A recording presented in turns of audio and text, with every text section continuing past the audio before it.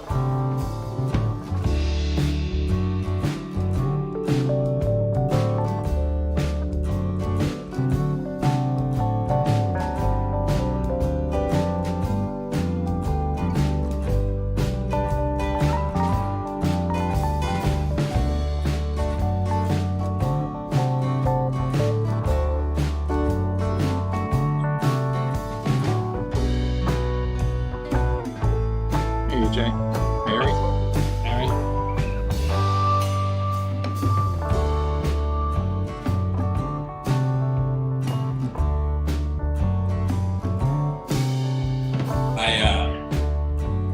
I'm unhappy we're doing this over Zoom, but that's what we have. Yeah, we didn't have a meeting room option, unfortunately. I mean, I may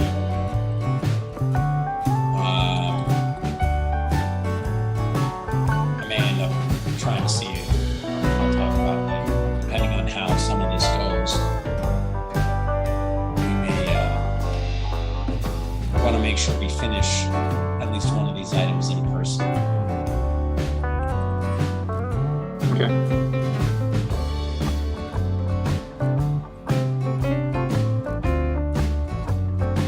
Is that why we're meeting Zoom? Because we didn't have a meeting room?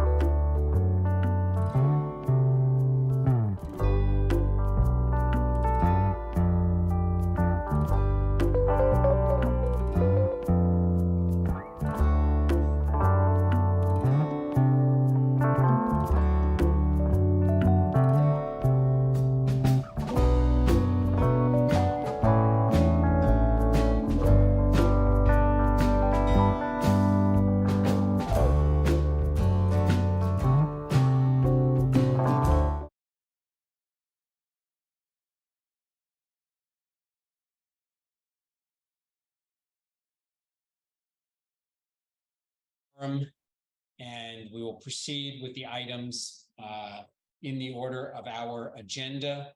We have 4 items on our agenda tonight, 5 if you include our other business. And there's been a number of communications to the board. They are posted online. We've read them. We will read them. So if you've made a submission to the board that has been posted and you are here to testify, that's fine. But please take into consideration the fact that there are a number of people who would like to be heard and that we have read and will read your written submissions. So please don't just reread them into the record. The first item on our agenda is 50 Howard Street, ZP 23100. Request to renovate historic cottage to convert a dwelling unit. Rogers Nest LLC and Luke Clavel. Is the applicant here? Yes. Great. So, sorry, I just lost it.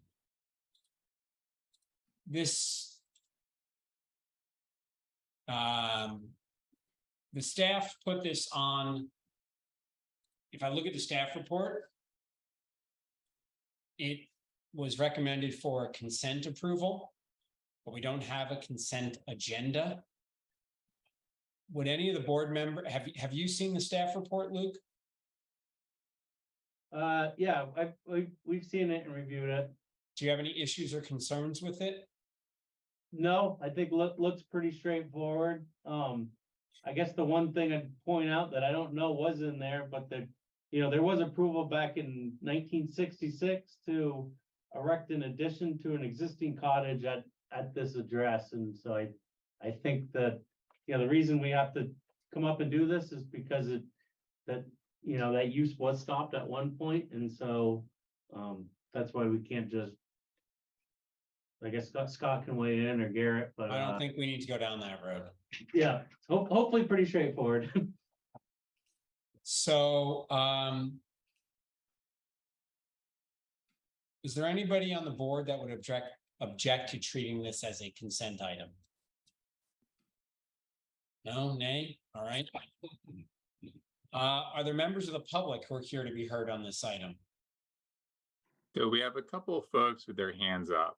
So I'm going to ask that if you're looking to speak on this item, 50 Howard, keep your hands raised. If not, please lower them.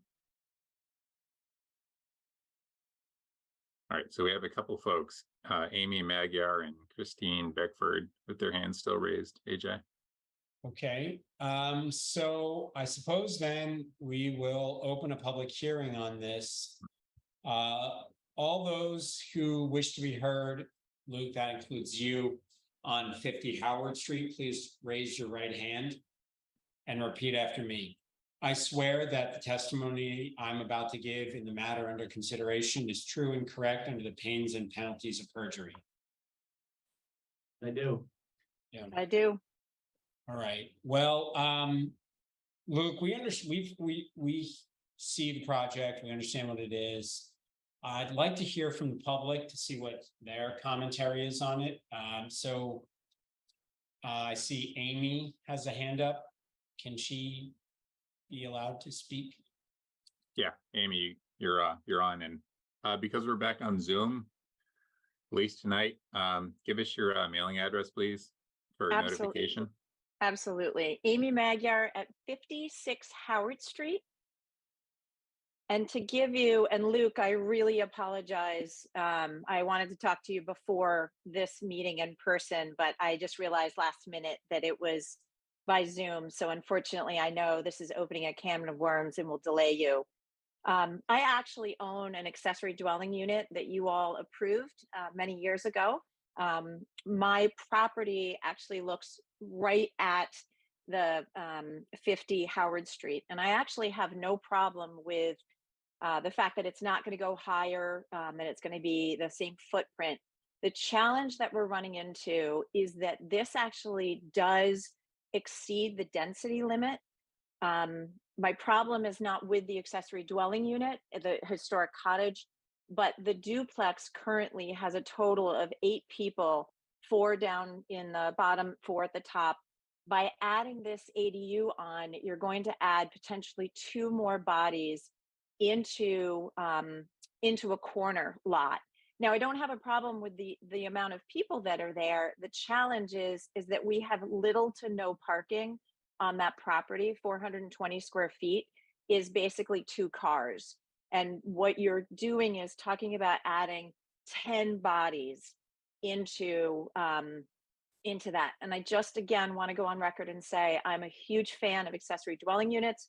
I own one myself, but I just wanted to say, parking is an issue on Howard Street and the corner of Howard and Hayward. It is an issue. I support the ADU, but I just want to say, Luke, it's probably good to talk to the neighbors about what you're going to do adding 2 more bodies into the neighborhood for parking, because parking's already pretty tight. That's all I have to say. Okay. I guess then we'll probably talk to staff about that.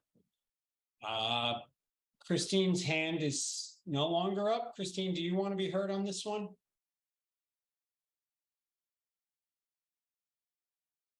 Hand not up. All right. So I'm sorry. Yeah, no, my hand is not up. So Scott,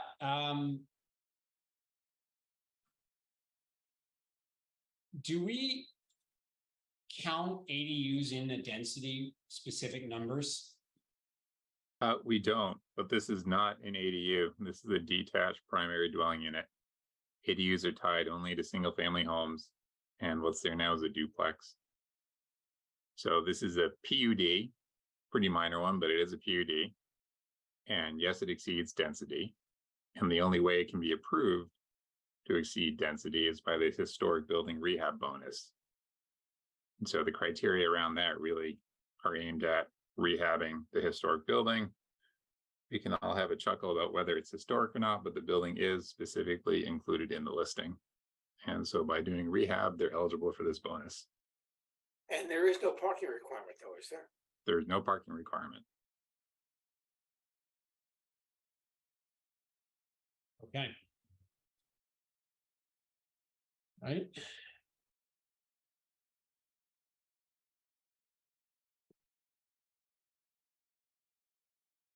Do members of the board have any questions? I have a question just for Luke. Looking at the property, you've got a paved area to the north of the building and west of the building you're renovating. I take it that's a parking area?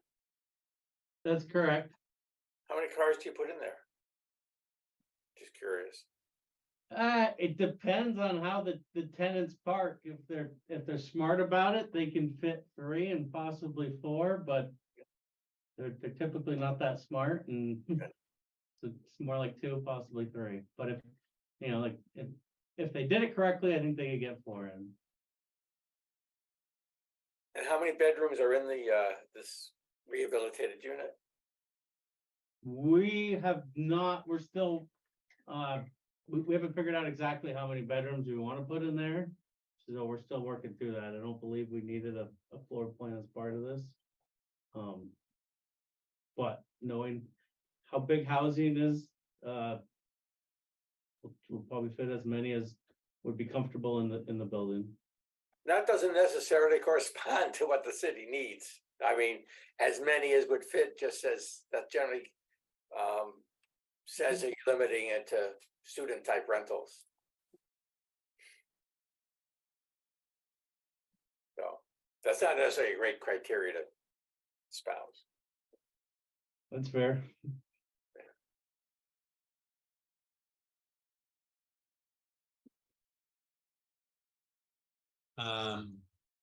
Any other members of the board?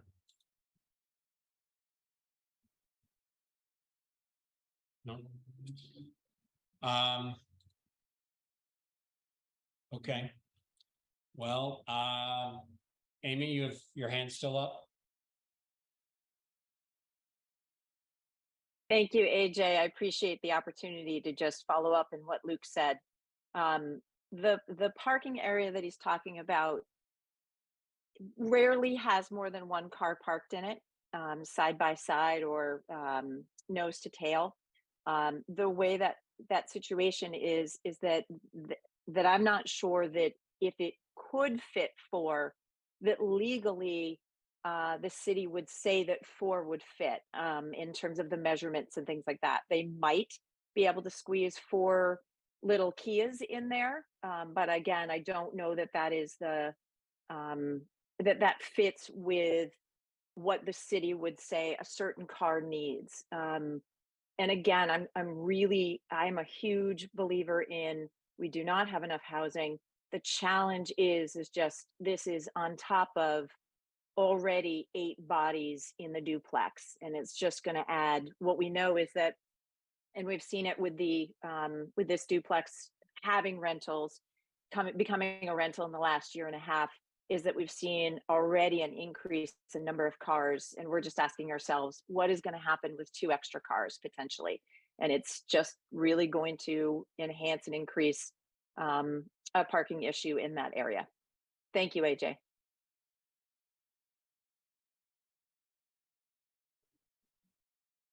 Okay.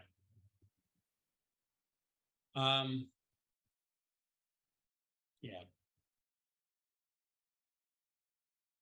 It's listed on the site. Okay. All right. Well, I think with that, we'll close the public hearing on this item and maybe deliberating on it tonight. Okay. So the next item up for us is 16 South Winooski, Ronald McDonald House Charities appeal of zoning denial to replace existing fence with 6-foot high fence. Is the applicant here? Yes. And this is a Garrett project, right, Scott? Somebody, right, Mary? This is a Garrett project, so we can put Garrett in the hot seat. Yeah. I'll be here with a bucket of water if we need it. So, Garrett, typically when the city made a decision that is on appeal, such as an administrative denial, we ask that the city present the reasons for the denial first. So if you would, walk us through your basis for the denial. All right, so actually, let me swear you both in. Raise your right hand. Do you swear that the testimony you're about to give in the matter under consideration is true and correct under the pains and penalties of perjury? Yeah. All right, go ahead. All right, so for the fence, there was 2 main issues. The first was clear sight triangle on the corner of Pearl Street and South Winooski Avenue. Currently the fence runs all the way to the corner of the property. So increasing the fence height would be increasing the nonconformity already there. So that was part 1. And then part 2 is for our downtown district. The walls and fences in the first lot layer shall not exceed 4 feet in height. They're currently at 4 feet in height, and the proposal was going to increase to 6 feet in height.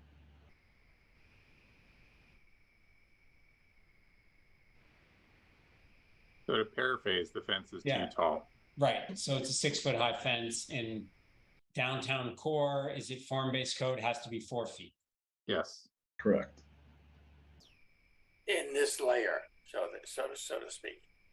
Yes. Correct. On the rear sides of the property, they would be able to make it taller, but they wanted to do around the whole perimeter of the property.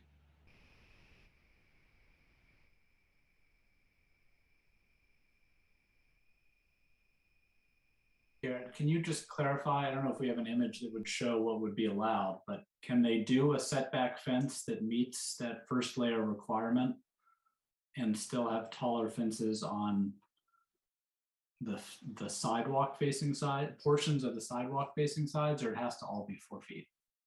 So if you look at the attachment that Scott just pulled up, Yep. this is an adjusted proposal where they address the clear sight triangle. So if you look on Pearl Street, that fence would have to stay at the 4 feet. But along the back of the house by the paved parking areas, that would be able to go up to 6 feet. But if it could move inward and to some dimension to the second or third layer, and then it would be able to be 6 feet high?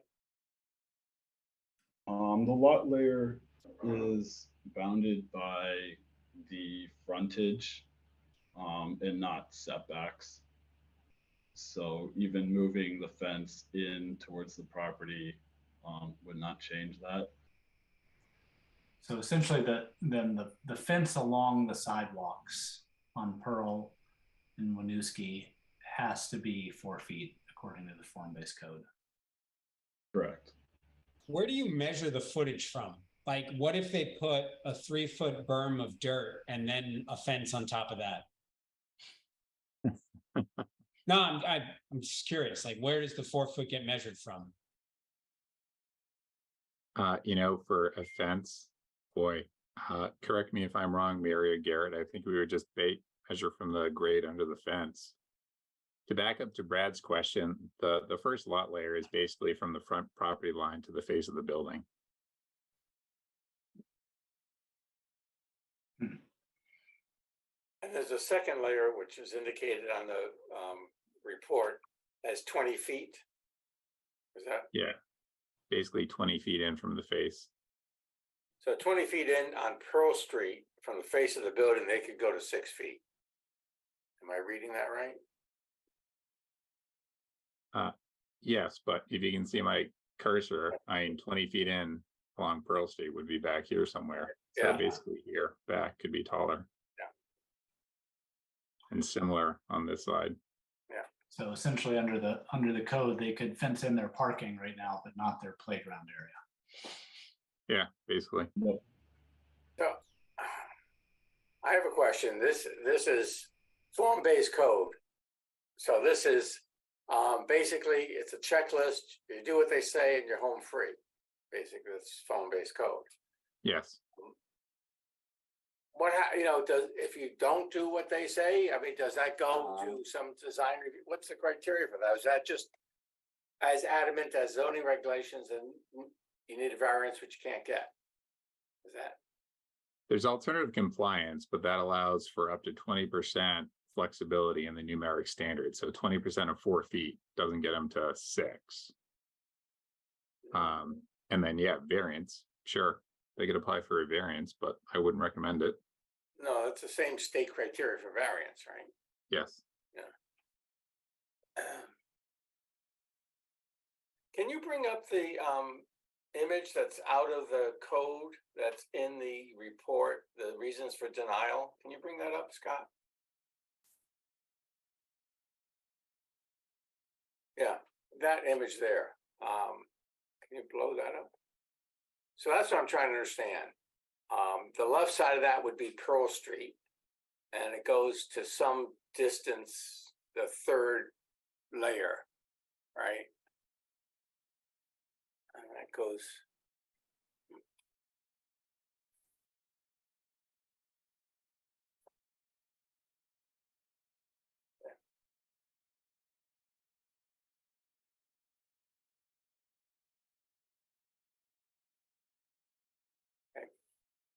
Well, that's what I've got for the moment.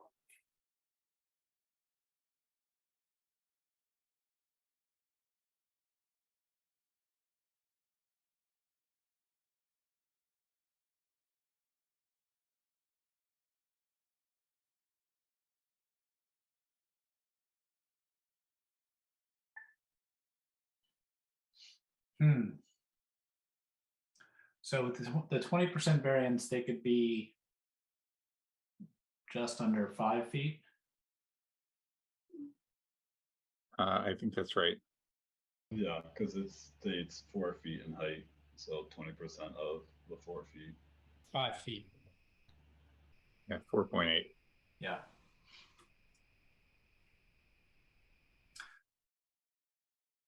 Okay, well, I don't have many more questions for the city. Do we want to, AJ, hear from the applicant? I know they have some concerns. Yes, please. Christine, I think you're up. We have your appeal letter. We've read it. So please share with us what the Ronald McDonald House needs. Well, hi, everybody, and thank you for having us. I'm Christine Bickford. I'm the executive director of the Ronald McDonald House, and I have Lisa Nagel, who is our admin assistant and data management person, and I've got Chris Bolio, who is our innkeeper and is the resident of the building, living here 24 hours a day. I believe you have all the supporting documentation. It sounds like you did. I checked earlier and I was disappointed in myself. I uploaded photos the other day. I thought I did, but they only went to 99%. So I just uploaded them this evening and you probably don't have them yet. Maybe we could do a shared screen, but so if you don't know about the Ronald McDonald House, we're on the corner of South Winooski and Pearl Street. And we are a 12-bedroom house. And we're a respite for families who have children that are being treated at the hospital. And they're going through the most difficult time in their lives. And the last thing they need to worry about is their safety while they're here. They're already concerned about their child. So we've been here for almost 40 years. And for 39 years, we've been able to guarantee to our guests that they're safe.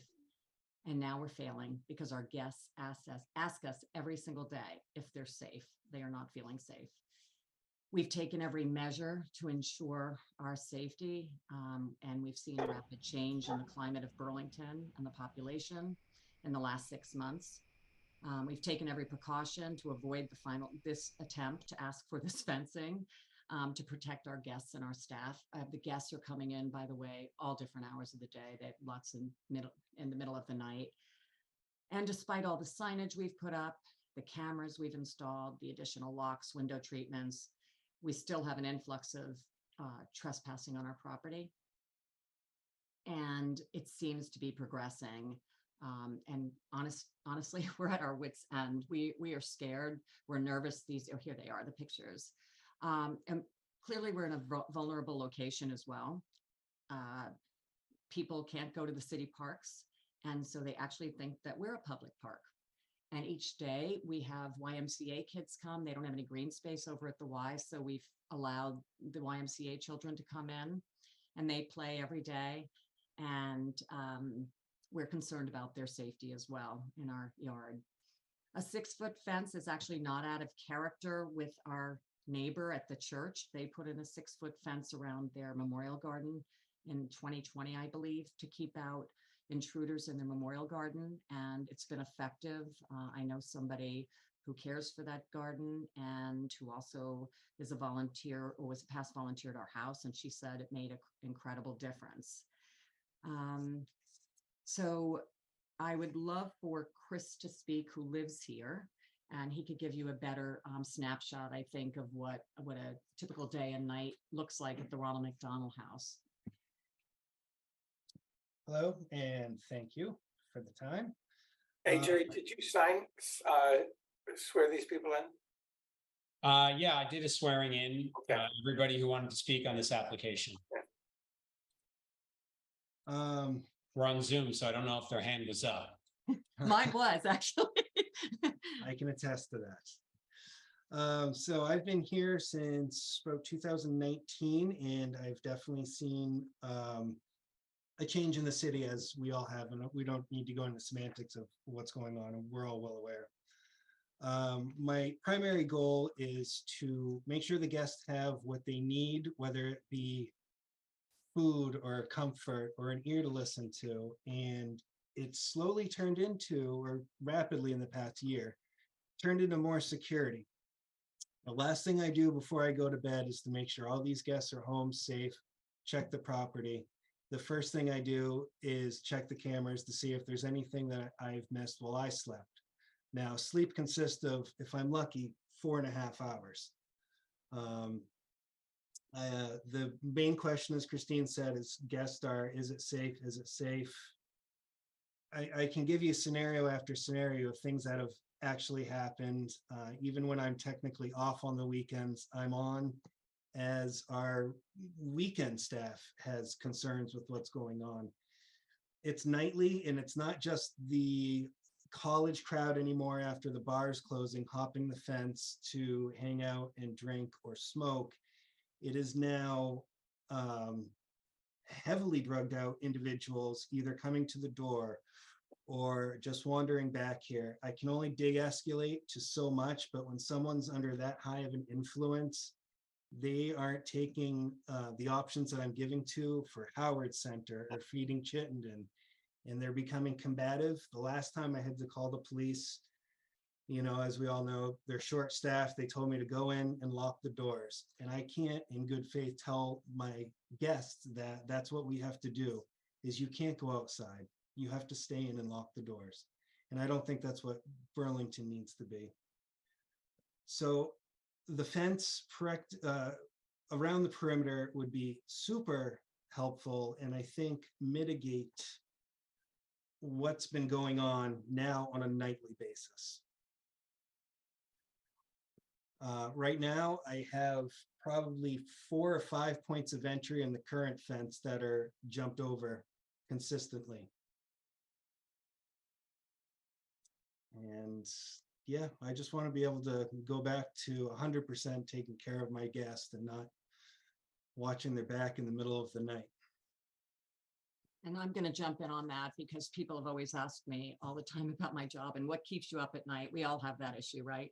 What keeps you up at night? I used to say, oh, you know, funding and get guests. And now it is, I'm with Chris on that. It's safety and securing the safety of our guests, my staff.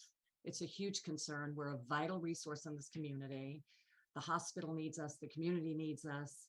And I have to tell you, I get concerned. I don't know if it's sustainable to stay here with the fence that we have that they can clearly climb over. And, you know, we're looking at a picture right now. This is a guy, he's looking right into our camera with his backpack, and that's a sleeping room right there. He's on the side porch, and that's where guests sleep. And, you know, it's a terrible feeling when they ask if they're safe, and we don't want to really tell them the truth, but we don't want to lie. So we're putting this precarious situation. It's like, oh, you're okay. But in our hearts, we look at each other like, oh, please God, like, don't let anything happen. So it is truly a serious issue. And the population has changed, as we all know. And I wish I could say it's going to get better, but I feel like the only way we can protect this property and this respite, it is an enclave in Burlington. It's a beautiful, we have one of the primo spots. And it's really sad that we've come to this point that we have to put a fence, but we do believe that the fence, although it would be taller in height, it's still see-through. You can see through the fence, even on that clear side of vision in the corner. It's the same fence and you can see through it. So, and we've backed the fence up to behind our sign so that we wouldn't have that clear sight issue at the driveway coming out of onto South Winooski. But I think I'm really making a plea. I can't even tell you. And right before we called you, for the last half an hour, we were watching Chris had to just call the police and the fire station because people were sitting just over on the property, just next to us, adjacent to us. We thought they died. I'm not joking. We kept looking at our watch to see if we were going to be late for this meeting because they were shooting up and they passed out, and they're still shooting up probably out there. I'm still watching them on the camera. Yeah, Chris is watching them. So this, and then we have people that are coming in, a family with 5 beautiful children right now. And we have lots of kids here right now. And to have to kind of shush them in the house so we don't have to worry about them or have their parents worried because their parents are already, you know, so upset and concerned about their child in the hospital. There's all kinds of people that are here. They have premature babies. We have a trauma. You know, head injuries. We've got all kinds of things going on here right now, surgeries and cancer. So as you can imagine, we always say to them, our tagline is, you bring hope, we've got the rest covered. And that's what we stand by. And we always say we want to be the best bed and breakfast in town. And we truly believe we are. You might hear about us in the community, about the great cooking and everything we have here. And it is like your grandmother's house once you get inside. But outside, it's really a dangerous situation. And, I'm pleading for your approval. And I guess I'd say, if we can't get this fence, then I'm asking you, what would you do? And how would you deal with this? Because we've run out of options at this point. Thank you.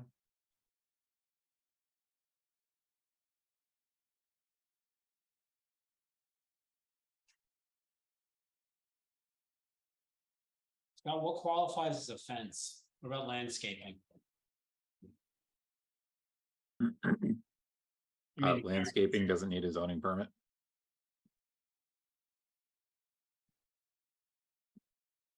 So like, if you maybe Garrett, if you have landscaping on the other side of the fence, does it still fall within the form-based code 6 foot, 4 foot, or 4 foot, 4.8 foot limitation? I'm just going to jump in quickly because I had this discussion with VJ Komai, who's been a phenomenal advocate and has put plantings in our yard on his own time. We talked about cedar hedges. We've talked about landscaping. He's concerned that they're going to hide in those bushes or hide between a fence and the landscaping. And the needles, we find needles all the time out by the fence perimeter constantly. Every day we're picking up needles. So we are a little concerned about having just a hedge as a barrier versus the metal fence. I understand that, but I'm asking a different question. Oh, I apologize. So whether there's a hedge or not doesn't impact the standards for the fence. It's about the fence location, whether it's the first, second, or third lot layer.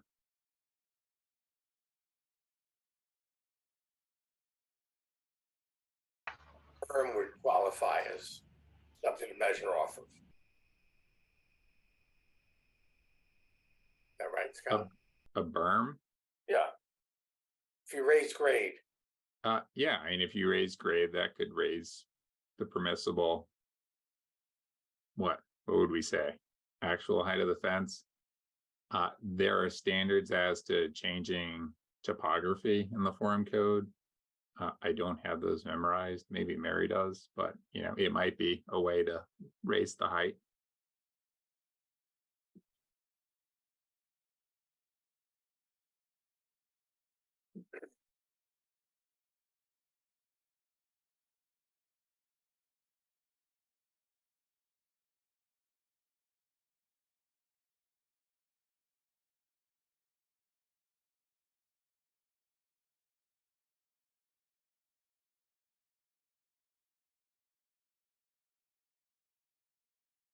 Yes, I'll just, so it's hard when you look at the form-based code. I understand it's derived through lots of thought and studies and other standards, other places, but it's also hard not to see it as sometimes arbitrary. It's, you meet these things and you're good. You don't meet these things, you're bad. And we have a situation here that is, one would say, is a unique situation. And form-based code is absolutely not intended to meet unique situations. Right. By intent. I know it's supposed to meet all situations. You want to say? I mean, and this is one that I think it fails. It fails for functional reasons of something that's important to the city. Brad and AJ, I am able to read you the form code language about changing topography. Okay. Grading or regrading of sites. Sites with uneven topography present unique issues in relation to building height. Then it makes a reference to steep slopes. But when a site's topography is modified, the site shall be graded in such a way to avoid the following: retaining walls or unfinished blank walls taller than 4 feet in height along a principal or secondary frontage. So I think that's the applicable standard. So they could berm it with a 1-foot wall on the street side and put the fence on top of the 1-foot wall, the 5-foot fence on top of the 1-foot wall, and have 6 feet on the.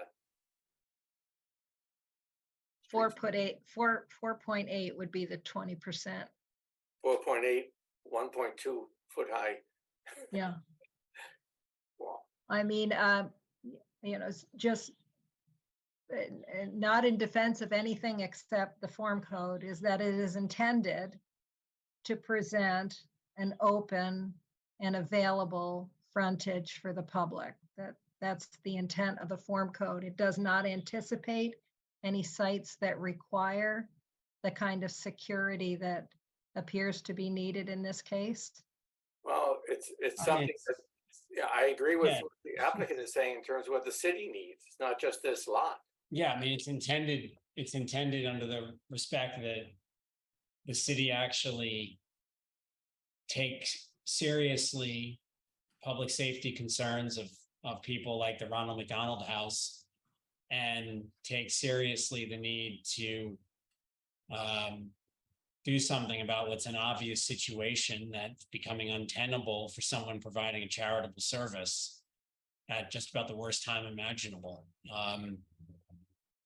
It's extremely frustrating to be pinned in by a form-based code created in abstraction with a regulation that has no real tether to the actual situation on the ground. Mary or Scott or Garrett, are there, I'm not familiar enough, but are there standards for playgrounds or any other public services that involve safety needs in the form-based code that we could look to as some sort of alternative guidance here? Because if you wanted to have a playground, you might want to put in a taller fence just for the safety of the kids, regardless of the issues that are raised here. I think the only wording in the ordinance, the entire ordinance about playgrounds, is that the equipment itself is exempt from zoning. Well, we have playgrounds as typical structures within civic features.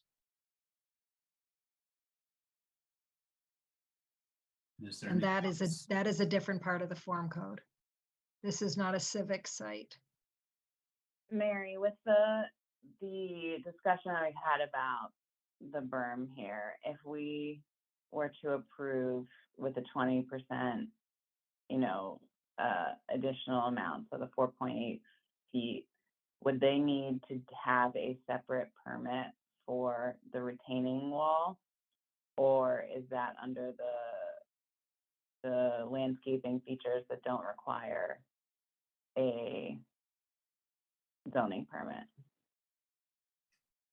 Well, I feel comfortable that a change in the topography might be adopted within this application.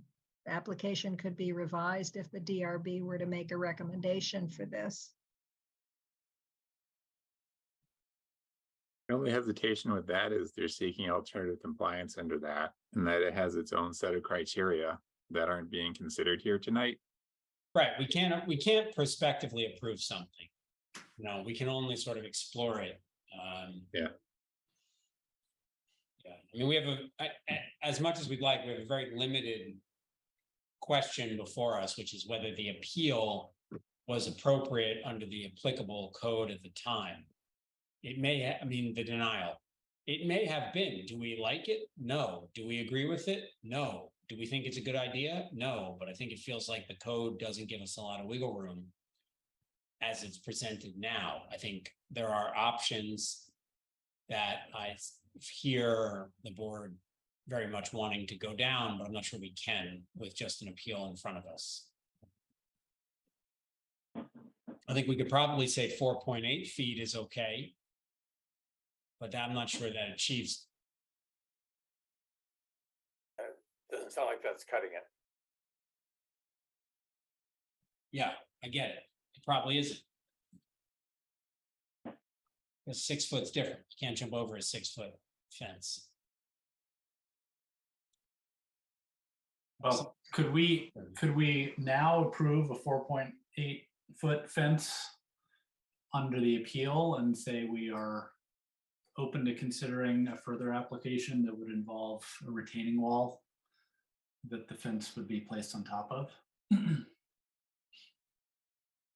The applicant, I mean, was willing to revise their project. We could probably, yeah, it's interesting. We could overturn the denial upon the condition that the fence no be mown more than 4.8 feet.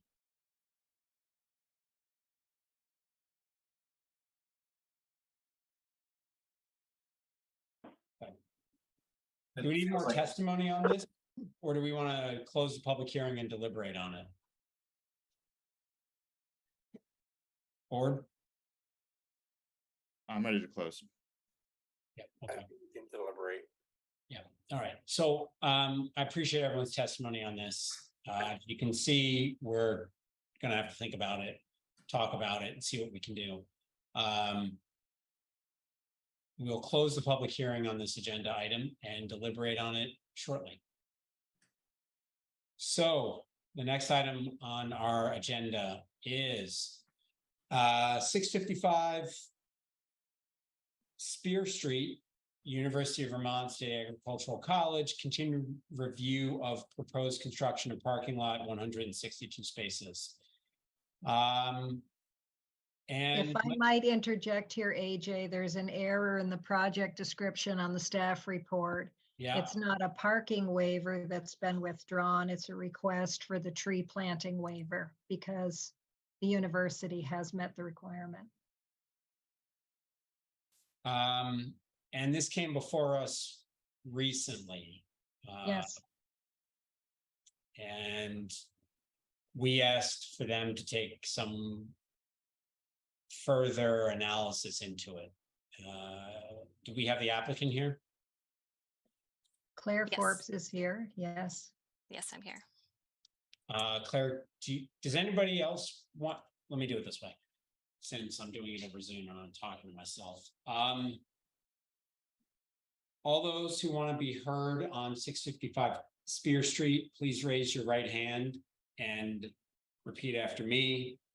I swear that the testimony I'm about to give in this matter under consideration is true and correct under the pains and penalties of perjury. I do. I do.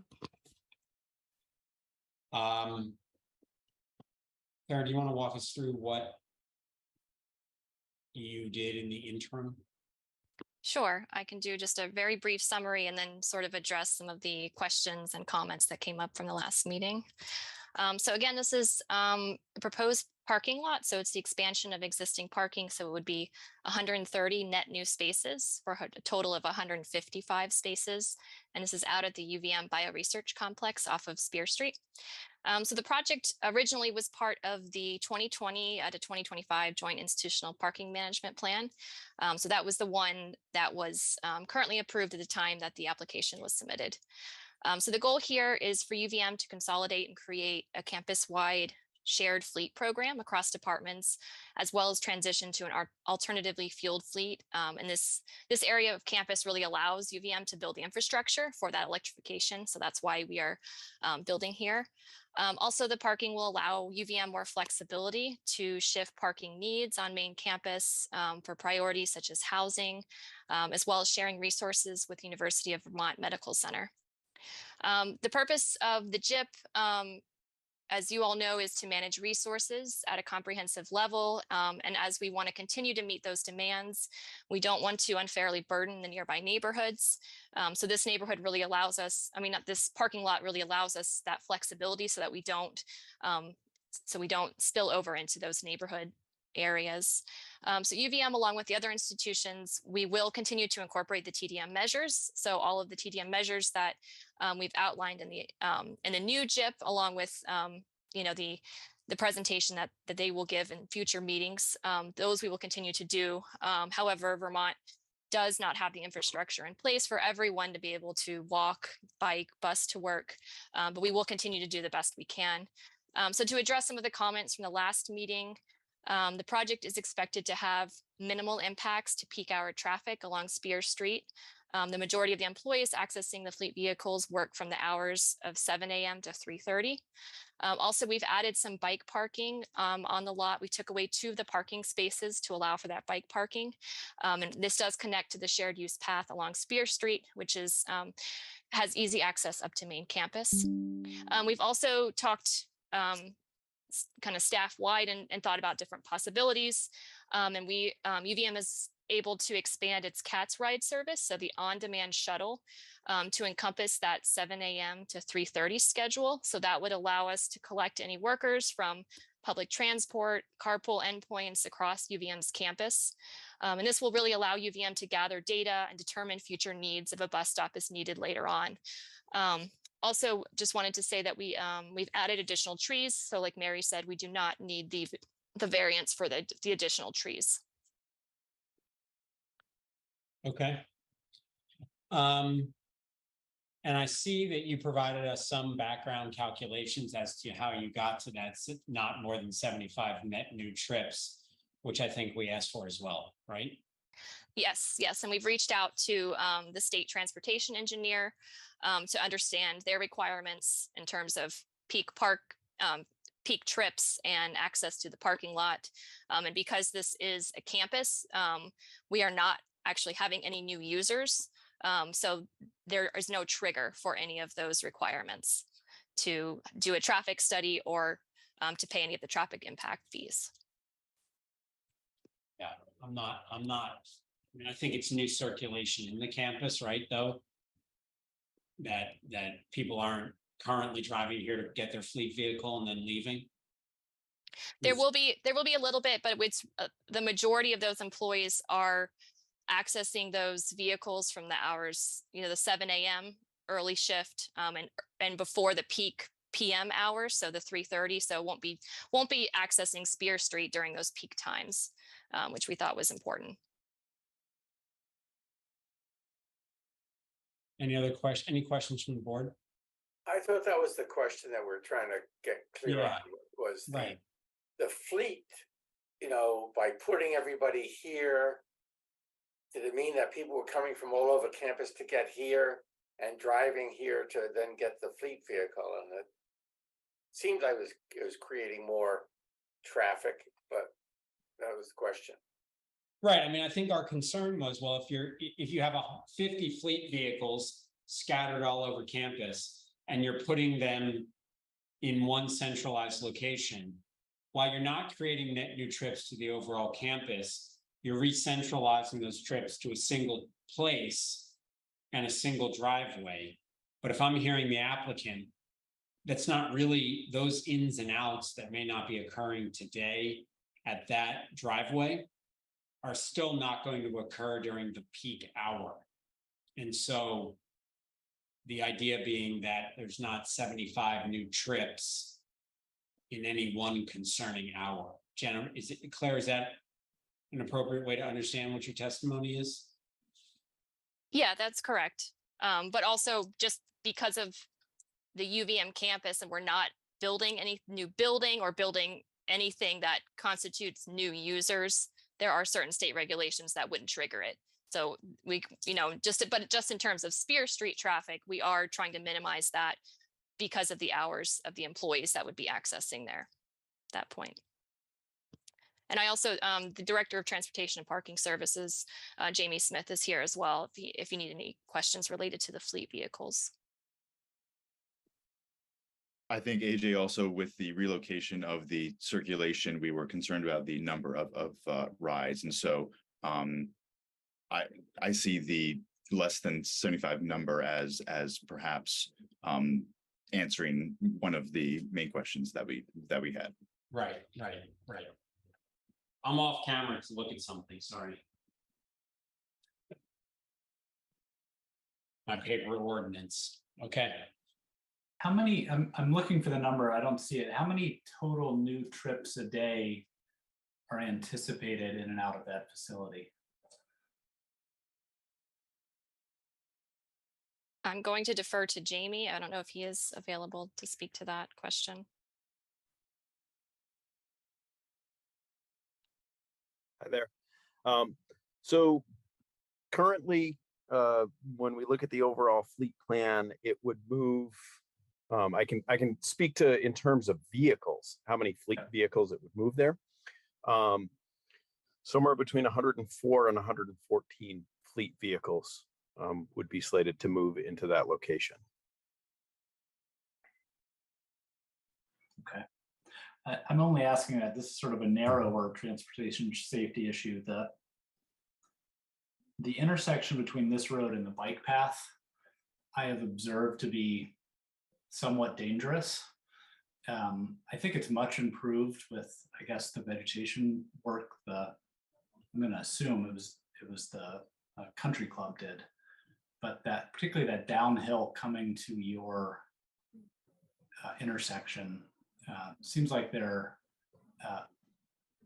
are some unsafe interactions between bikes and vehicles entering and exiting that driveway.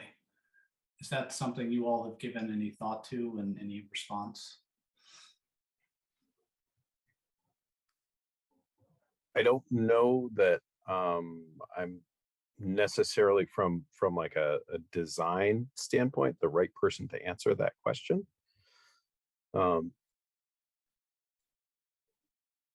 Yeah. Yeah, currently there is just an access driveway. There's the bike path. I believe there's a stop sign, but that is all that exists currently. Okay. It's not an issue that you all have raised internally as a concern. You feel like no, we haven't heard that concern from any of the users, because there are several people out of the bioresearch complex currently, and we haven't heard that as an issue. Okay.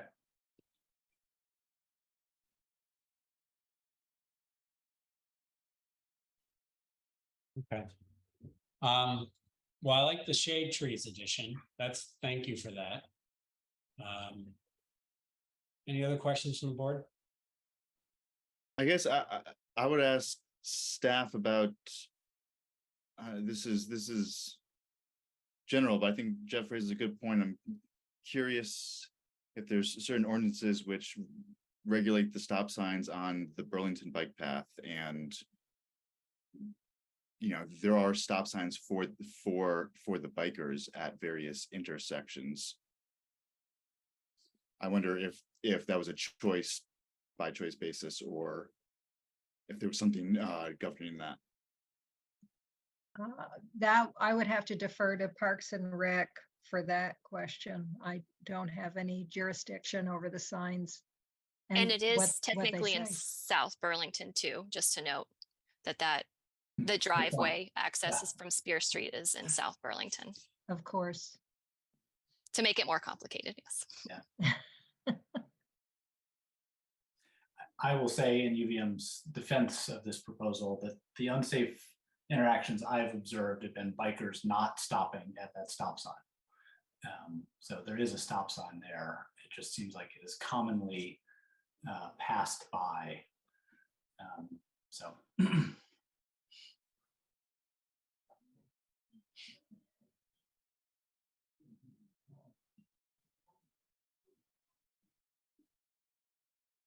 I don't have anything further, AJ.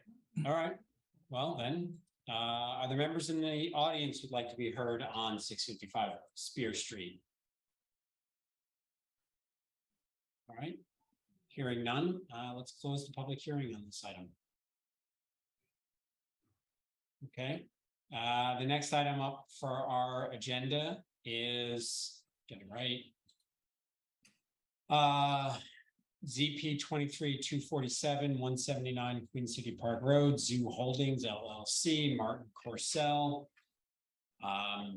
65,000 square foot addition to existing Rhino Foods facility, including associated access, parking, utility, and stormwater modifications. AJ, I'm going to be recused from this item. Go ahead. So Jeff's recused. And I think we have the applicant here. Would the applicant and all those wishing to be heard on this raise their right hand? And repeat after me. Do you swear that the testimony you're about to give in the matter under consideration will be true and correct under the pains and penalties of perjury. Okay, so we very recently saw this project at sketch plan. It was a fairly developed sketch plan, fairly well conceptualized sketch plan. And I suspect the board has it somewhat familiar. So whoever wants to start, walk us through what changed between sketch plan and now, which I'll call final, as to the project plans. So Blaine, to interject, I know you're part of the applicant team. Is there anyone else with you tonight that should be speaking? Yeah, so why don't we go around and introduce ourselves? And so we'll start with Martin. So Martin Corsell with Champlain Consulting Engineers. Rooney Castle, a president and CEO of Rhino Foods. Garrett Serkey, Senior Process Engineer, Rhino Foods. Ted Castle, founder of Rhino Foods. Matt Greer, Logistics Manager, Rhino Foods. Julia Tumini, Process Engineer at Rhino Foods. And Blaine Paxton, Supply Chain Planning Lead, Rhino Foods. So this is Martin. I'll go through kind of what changed since sketch. So since sketch, we did finalize the stormwater design. As we've mentioned, was what I think we had discussed, but it was finalized in size. So there are 2 gravel wetlands, one on the south side of the property, one on the east side of the property, and also a bioretention area that will treat the stormwater. The landscaping plan was also completed, including the shade trees. You can kind of see the bird's eye rendering that is on the screen now. That does represent the landscaping plan being proposed. And then really the kind of full engineering and design package was completed. So site grading, site utilities. And then after our design advisory board meeting, there was a quick discussion of what the face of the building would look like. We did submit, there we go, the elevations showing some different colors along the east and south elevations. And then really those are the main changes that were there. Actually, in addition, we did put the walkways in from the parking lot to the entrance of the building. And we have submitted additional details on our both short-term and long-term bike parking. I think the long-term might have gotten to Scott after the staff report went out, but we have also incorporated that into some additional. Oh, thank you. Right on top of that. So near the northeast corner at the just past the existing entrance, it will still remain the primary entrance. Yeah, just where Scott highlighted, that will be both the short-term and long-term bike parking. So that was also added to the plan since we were before you for sketch. So I think those are the main changes.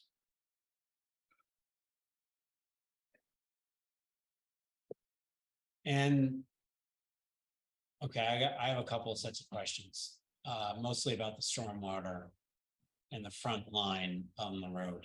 So when we talked about it the last time, the stormwater design was not finalized. And so you didn't know exactly where the stormwater pond would be on the front entrance. Now there's a gravel wetland proposed. That you're satisfied in that that's going to be generally where it's located? There and the one that's shown on the south. So there's a smaller one along the south property line. Those two in conjunction. Yes, we are comfortable with the stormwater design that was done. It was sized to meet city and state requirements. We had some testimony from neighbors last time about noise mitigation. And in particular, I don't want to misstate, I'm sure they'll correct me if I got this wrong, but the compressed air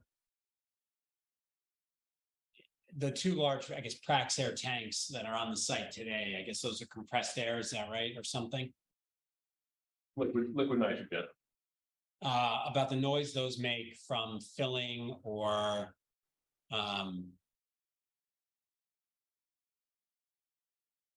not exactly sure what causes it, but are those being relocated? Are additional ones being added to the exterior?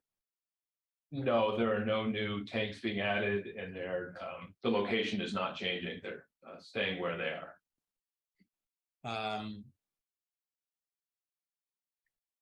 Can you walk us through, we had some testimony on it, but what is the orientation interior of the building that you folks talked about that required the loading dock to be on the south side?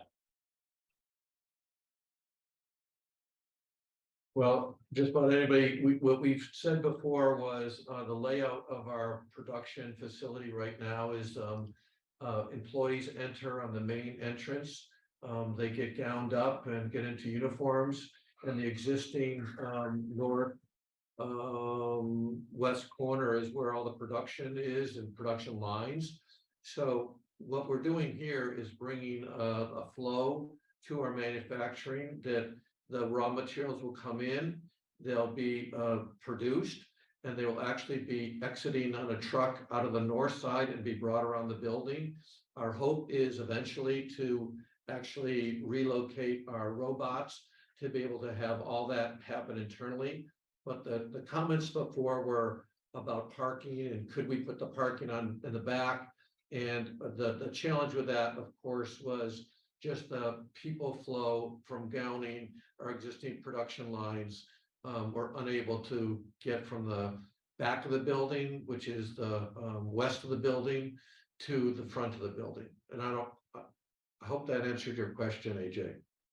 And I'll just throw in one other facet was if the parking was in the rear of the building and the trucks were in the front, to use the current entranceway, which is the only place that employees can enter, they would have to be crossing truck traffic. So it was a safety issue. Okay. And then also just, again, this is Martin, in the zoning regulations under vehicle access, there is a note: access for service and loading areas should be located behind buildings or otherwise screened from streets or public ways. So that was also important to us to be able to meet that requirement of keeping the loading dock screened from the public way. Your trucks idle in the loading dock? So some would idle, some wouldn't. A truck doesn't, if it's an ambient truck, it does not need to idle. So flour or sugar or chocolate chips were brought to a loading dock, which would be 50% of the trucks. I mean, there's a lot of concerns about reefer units. But half of the trucks that would be using that loading dock would not be idling because they wouldn't be using the reefer units. Okay.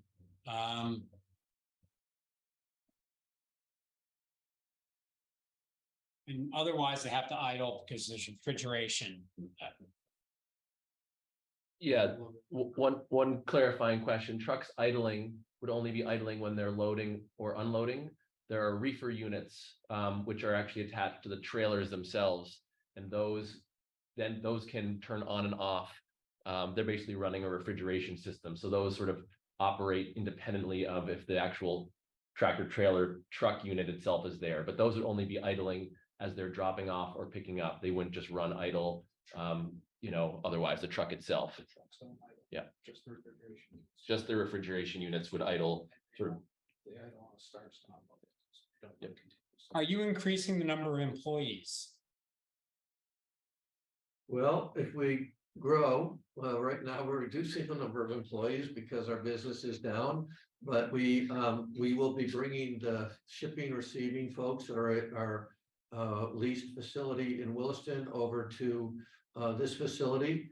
And we will continue to, as our business grows, we actually have brought in a lot of automation the last 5 years. So it's the balance of trying to reduce jobs that are unsafe or monotonous and bring in automation. But as the business grows, that we hope to actually grow our headcount. And it potentially will change the way it has in the last 5 years from is a lot more higher paid jobs, actually a lot less what would we sometimes call frontline workers that are doing pretty menial tasks to more like engineers that happen to be in the room today to help us figure out how to automate these lines.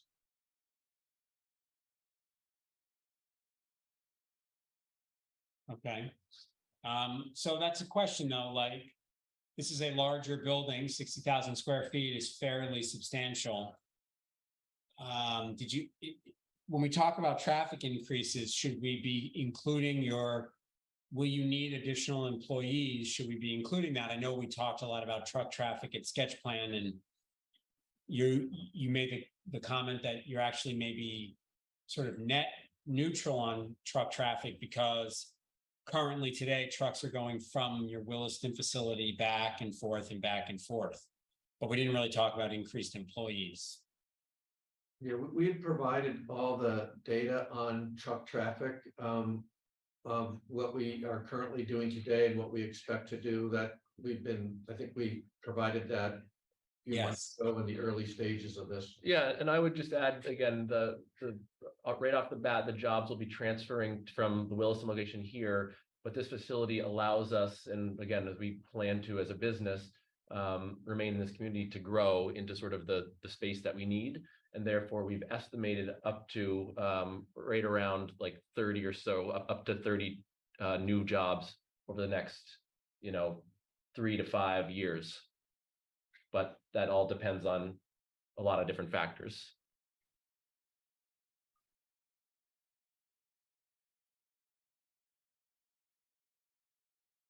Hey, Jay, I think it's addressed partially in the kind of the traffic study that they attached to this application too.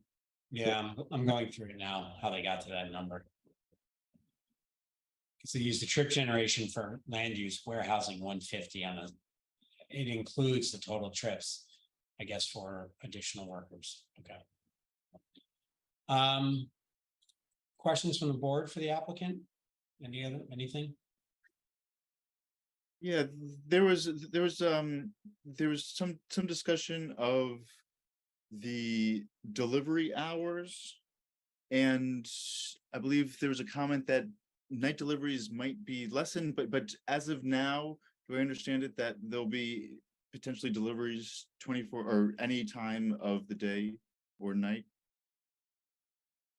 No, I mean, I think it's important to know we work very hard with the neighbors. Obviously, the tougher time for them is the evening.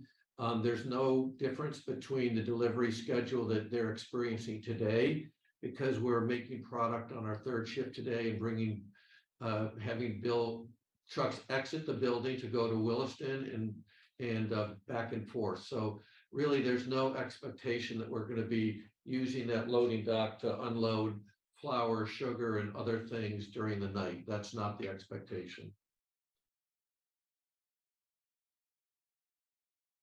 In general, what are the drop-offs hours? Kind of like 6 to 10 sort of thing, or?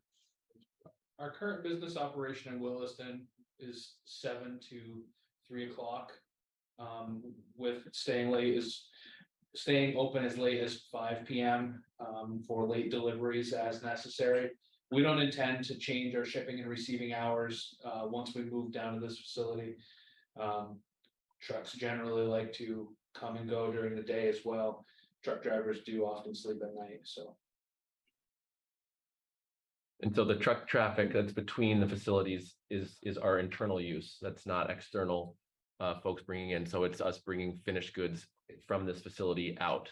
During the evening, trucks will actually leave the building less if we are to build this expansion.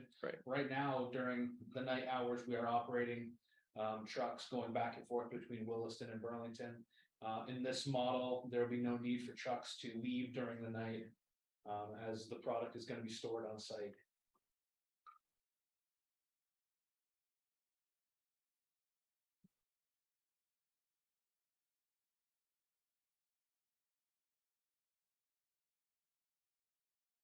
I also had a question about the fencing on the west of the property.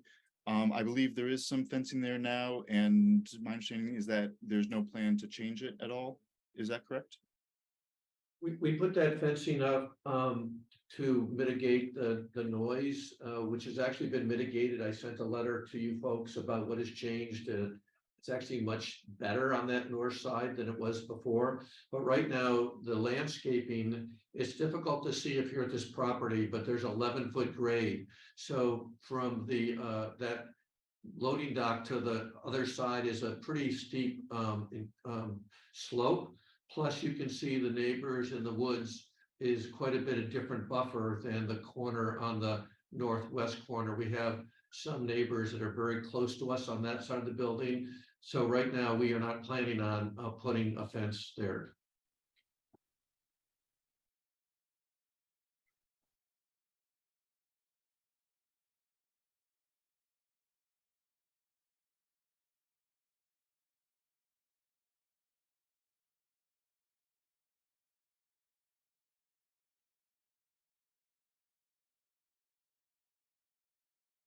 Okay, well, I know we have a number of members of the public here who would like to be heard. We've submitted comments. And I guess it's, we'll give them an opportunity to share their feedback, ask questions. If they have questions, directed to the board. I want to note to anybody who wants to speak or is here on this, we have read the submitted materials. We will read the submitted materials. There's no need to reread what you've already submitted. But we'd like to hear what you have to say. So I see 3 hands up, Brian Pine, Susie Lazarev, Janice Ellis, Derek Ziprich, and I'm going to go in the order I have them on my screen. So Brian, do you want to start? Sure. Thank you for the opportunity. This is Brian Pine. I'm the director of the city's Community and Economic Development Office. Thanks for the cue, AJ, not to repeat what I wrote because I just sent a memo to Scott and I won't be, I'll try not to be redundant. But I will start by saying that our office and the administration is very supportive of this project as a really important opportunity to add to the city's workforce in terms of the opportunity for growth of not only a successful company, but a company that is in many ways typifies what Burlington has tried to cultivate over the last 40 plus years in terms of having an interest in both their own bottom line and in the sort of dual or triple bottom line of social benefit, as well as for their own employees. I'll talk a little bit about that in a minute. But I think it's worth noting that the land area that we're discussing here goes back in terms of its designation as an industrial park. The city, in tandem with the Greater Burlington Industrial Corporation, in 1957, created the city's industrial park. And the purpose of that park, as with industrial parks all across the country, is to encourage and facilitate the development of manufacturing businesses. As we know, this country has seen a huge loss in the manufacturing sector, and to have the opportunity today to have a manufacturer actually adding square footage and adding the capacity to add jobs is pretty remarkable, actually, given that most urban areas across the country are seeing significant disinvestment in their older industrial parks. And with that comes a net loss of income, of tax base and employment and all the related activity that goes with it. So we're really excited that Rhino has chosen Burlington again for their growth and expansion. They do have other options, I think, that would allow them to go elsewhere. And in many respects, I want to just touch on what I think is a unique aspect of this company at this location at this time, and that is they rely on a workforce that they've employed a largely workforce of immigrants and refugees, former refugees and new Americans, many of whom have no access to vehicles. And so by last count, it was well over a third of Rhino workers at this property were arriving by bus. And that's not something most employers can really can tout as a benefit. And it's not just a benefit in terms of less congestion and less pollution. It's a benefit in terms of making good family wage jobs available to people who otherwise may be stuck in less lucrative sort of dead end service sector jobs.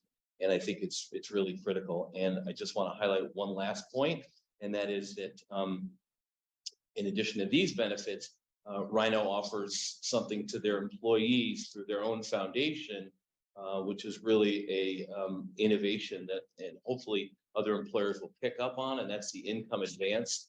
It's a loan program providing very favorable loan financing available to all their employees. So if folks have come upon challenging financial times, they structure their loans so that they are not in any way put a big burden on folks, but give people the ability to manage a household budget in a way that you cannot do with your weekly paycheck. So I just want to highlight that as just one other example of what makes Rhino somewhat an entity that takes this notion of good corporate citizenship and actually really doesn't just talk the talk, but actually walks the walk.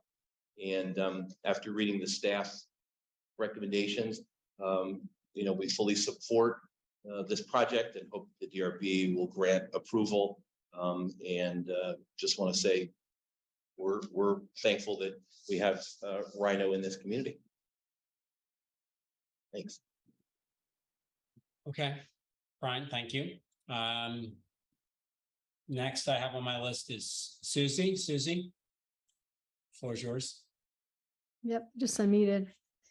I have two questions. One is, would the liquid nitrogen tanks need to expand if the two production lines went into force that are in the expansion? I can answer that. No, if I'm understanding you correctly, you're sort of asking if there are going to be more liquid nitrogen use based on this expansion? Yeah, that's what I'm asking. Yeah, we don't believe so. And actually, the hope is as we continue to expand and grow, there's actually less. And that sounds a little counterintuitive, but the reason would be as we move into new spaces, we would be using new equipment versus some of the equipment we have here that's been here longer than I've been here almost. So it's pretty outdated and old and less efficient.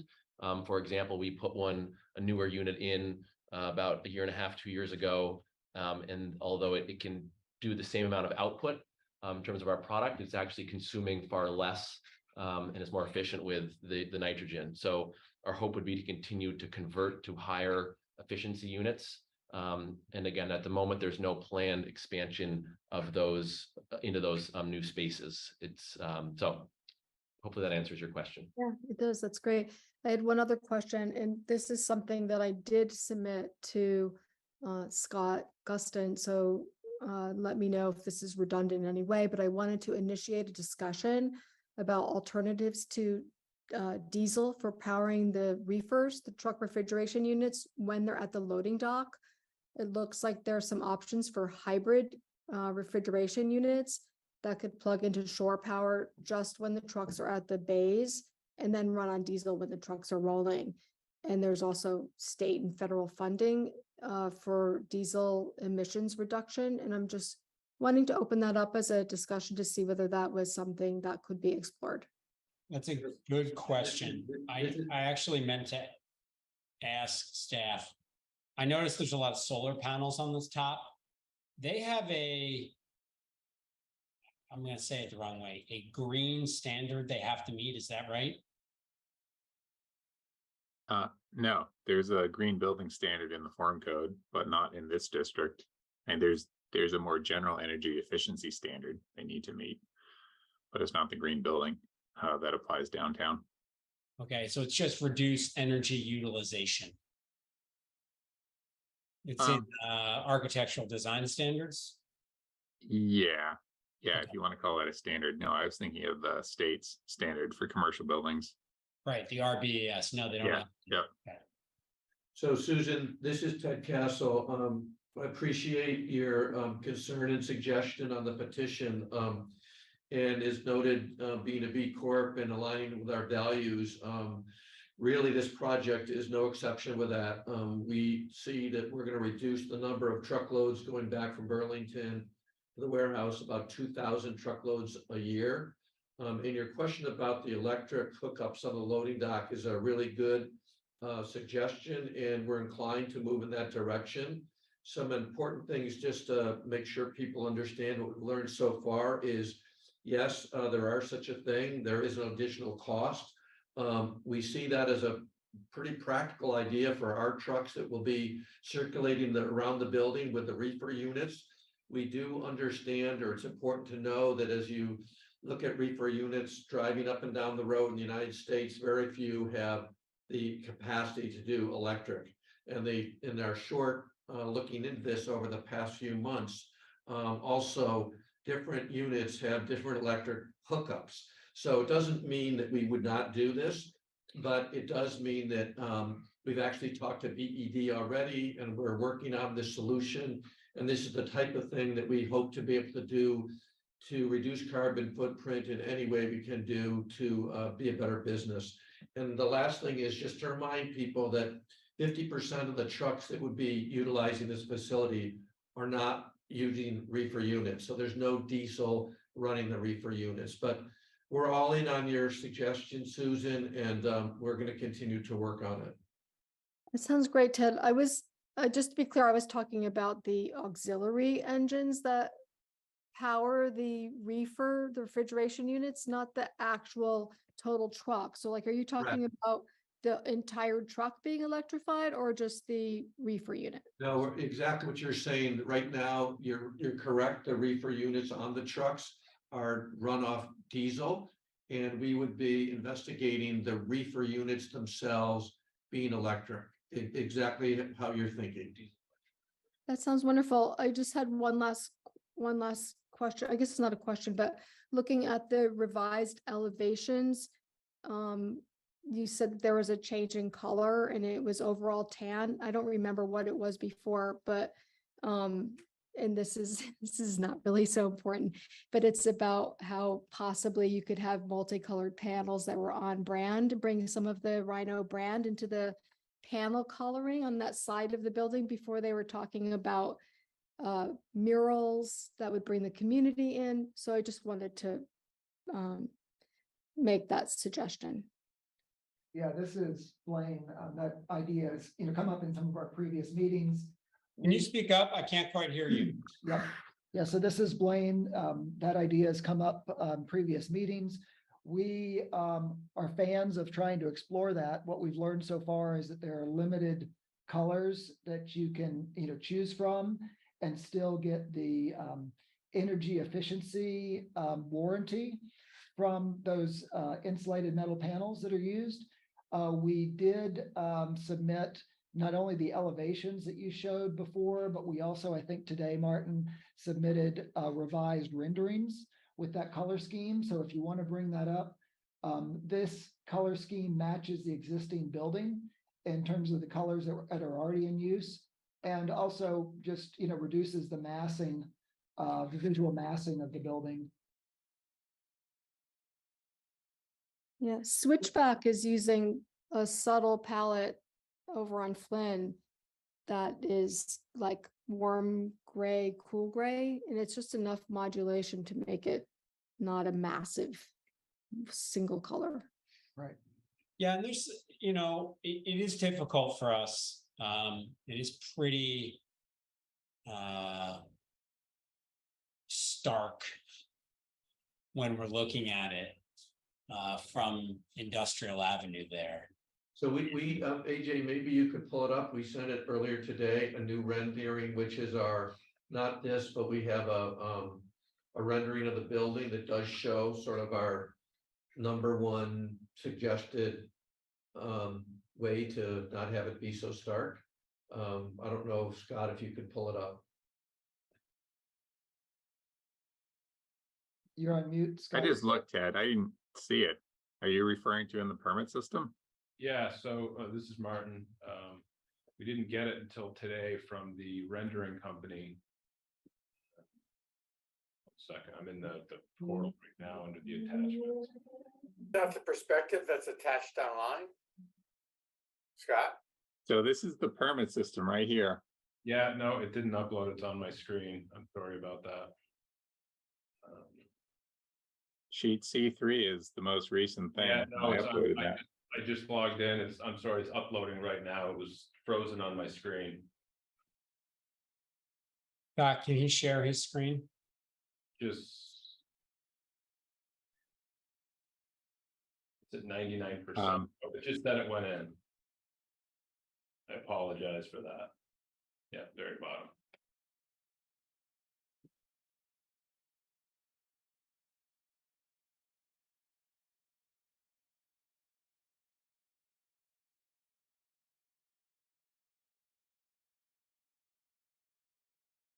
So as you can see, we try to actually do what has been suggested. And if you look closely, the striping, if we want to call it the vertical striping, is further apart on the north side. It slowly comes together on that south side as you look at the building. So we tried to make it interesting, again, to agree with you folks that we're going to do what we can to make this look as interesting as possible with the existing colors scheme that we have on the building today. And we had our last design advisory board meeting. We submitted multiple options, and they liked this one the most. So we furthered this concept. Okay. Well, so that would be your most current proposal. That's correct. Susie, do you have anything else? No, and I thank you very much for the time, and also Ted for responding so favorably to the idea. Okay, I have Janice Ellis next on my screen.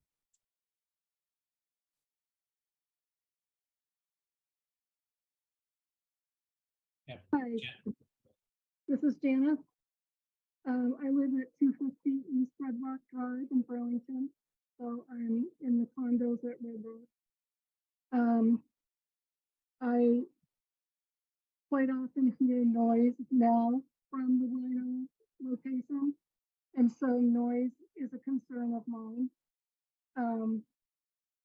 I can tell you that the work that's happened just recently for the Champlain Parkway, which is, you know, a location even further from my home than Rhino, you know, was plainly loud and disturbing. Some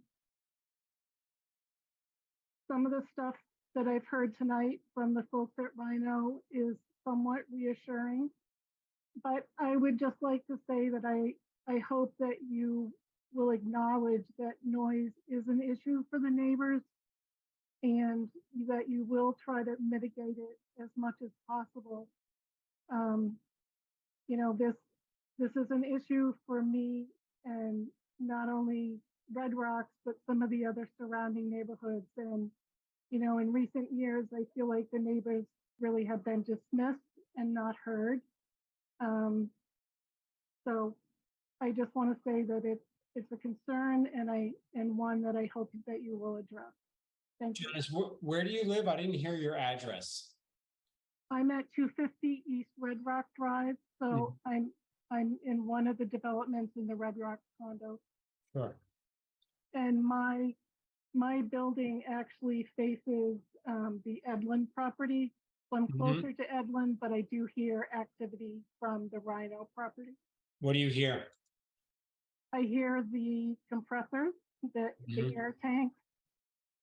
Occasionally hear trucks, not all that often, but you know, we do hear some activity. When do you hear the compressors? Well, currently I'm only working 2 days from home, but early morning, daytime hours mostly. Okay, like 4 a.m. or 7 a.m.? 7 a.m.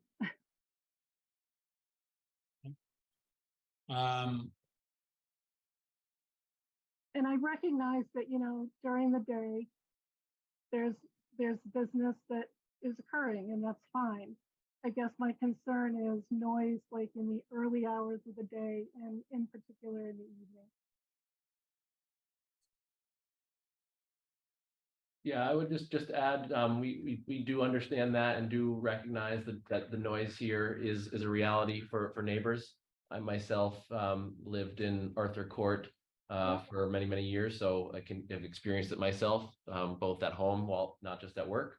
And so, for example, those nitrogen tanks, which we know are sort of the most disruptive, other than emergency situations, which hopefully don't happen very often, we have worked with neighbors, and we now have a limited time that trucks can deliver into that space, because is by far the most disruptive thing. So don't quote me off the top of my head here, but I think it's sort of like at 7 a.m.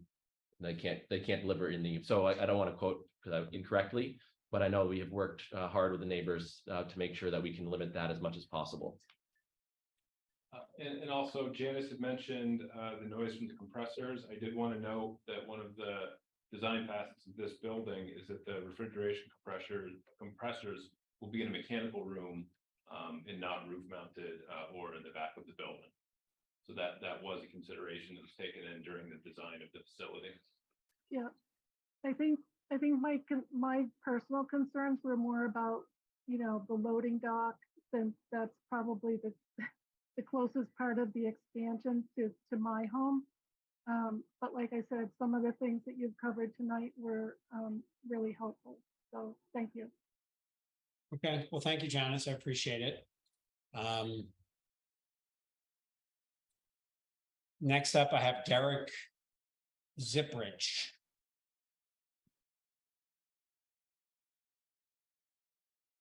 I think I'm unmuted now. Yeah. Great. So yeah, I'm Derek Ziprich. I submitted some comments, but just wanted to make a couple additional notes here. Sure. So I'm 145 Austin Drive. You can see just off the northwest corner of the building. Mm-hmm. A pretty direct, close resident. And I met with Ted about some of the noise. Great neighbor, very fortunate to have a responsible business owner like Ted and his family there. But I'm definitely concerned about the noise. I think we're hearing a lot, of concerns from other residents in this area about that. And I'm struggling a bit, with the ELM district doesn't provide a lot of definition around noise emissions, right? So we're kind of always in this constant treadmill of, going back and forth. And I think it would be helpful, and I think it's up to the zoning board to provide some guidance on this. But I think, we manage water emissions, water pollution, air emissions.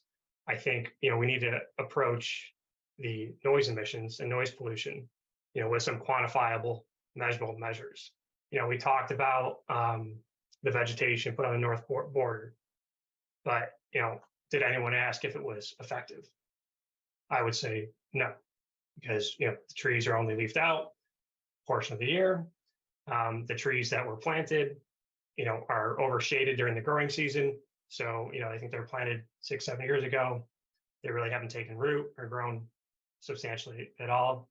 So I think that, before we move forward, with this, I think the zoning board should take in consideration, what they think is appropriate for noise emissions from a site like this, to see, to not create conflict with adjacent residents. Because I don't think it's fair to the residents, and I don't think it's fair to Rhino Foods or other members of the zoning of the ELM area to be on a constant treadmill, back and forth without having quantifiable limits on noise emission. So that's kind of my ask of the zoning board here, is to help provide some guidance. I don't think it would be a state or other regulatory authority, role to do so. But my recommendation and ask would be, to have, nighttime hours, no more than 45 decibels emissions, from this ELM district. And that, daytime hours be restricted to 50 decibels. Where? Measured at the property boundary of the district. So at the corners.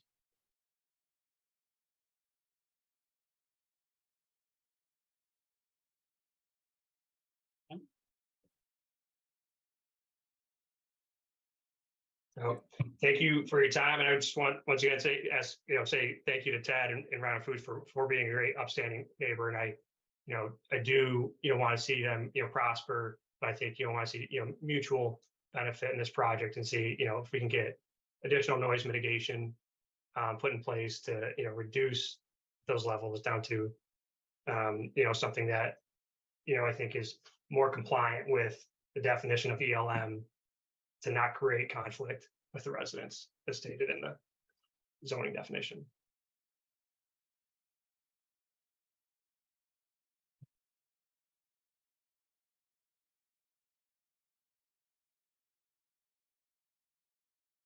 Any other questions I have? Next on my list is GBIC. Hi there. I think I'm unmuted. I'm Alex Demley. I'm with GBIC. We're the Greater Burlington Industrial Corp. We do economic development at the regional level, so really throughout Chittenden County and bits in Franklin County. But really Burlington is at the heart of what we do, and by virtue, Rhino's at the heart of what we do. We've had the good fortune of working with Rhino for a very long time now, and we've been providing some guidance throughout this process, and we've been very grateful to watch this move along with input from the DRB that's been that's been very appreciated and very very thoughtful. And so I don't want to rehash anything too much, but we just wanted to express our support for Rhino. They really exemplify what a good business can do in Burlington. We've heard about some of the challenges that Burlington has had recently, and we think that really good neighbors like Rhino in our communities can help address some of those issues. So just wanted to express our support. Thank you for your time.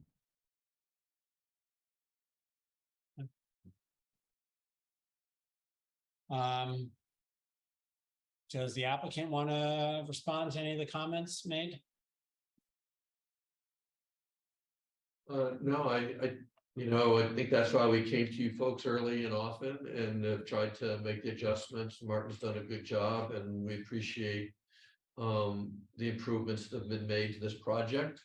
And it's really important for us to get this permit process figured out to decide if we can move forward with this project if it's economically feasible. So we'll continue to figure out ways to be a good neighbor, but really look forward to making this pretty big step for Rhino. There's a big, huge investment on our company's side, and we think it's going to make us more prosperous into the future. So we look forward to having the board accept the recommendations from the staff.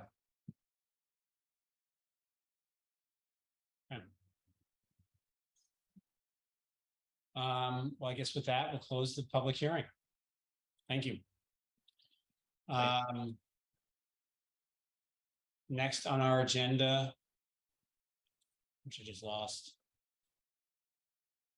So that ends our public hearing. We have other business, 98 Sunset Cliff Road. Address permit condition number 1, submission of noise mitigation plan prior to the approval of the pickleball court.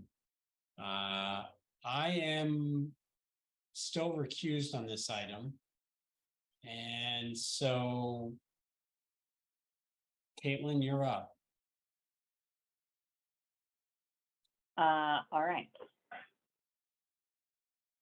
So we were looking for some of the additional noise mitigation. It looks like we have some folks have already raised their hands, but if you would like to speak on this item, please raise your hand so we can swear you all in at once. So I'm seeing there's still some folks coming in. We have Elizabeth Herman, John Draper, Key Wong, Melissa Ronaldo, Claudine Safar, Evan Dick, Lucy Wong, Chris Roy, and John Clark. So I'm going to swear everyone in at once. If you could raise your right hand and swear to tell that your testimony tonight is the whole truth and nothing but the truth under pain and penalty of perjury. I do. I do. I do. I do. I do. Okay. Thank you all. And then I believe Elizabeth Herman and Kia and Lucy Wong are here from the applicants. Do you want to start by reviewing anything from your noise mitigation plan? Sure. Can you all hear me? Yes. Okay, great. I'm Elizabeth Herman. I'm Key and Lucy's architect. So we're here to present our sound mitigation strategies to you. We've based on the conditions of the permit. I just want to make a few comments, and then I'm actually going to turn it over to Keith Wagner's office, the landscape architects who prepared the drawings and can walk you through a bit more in detail what's going on here.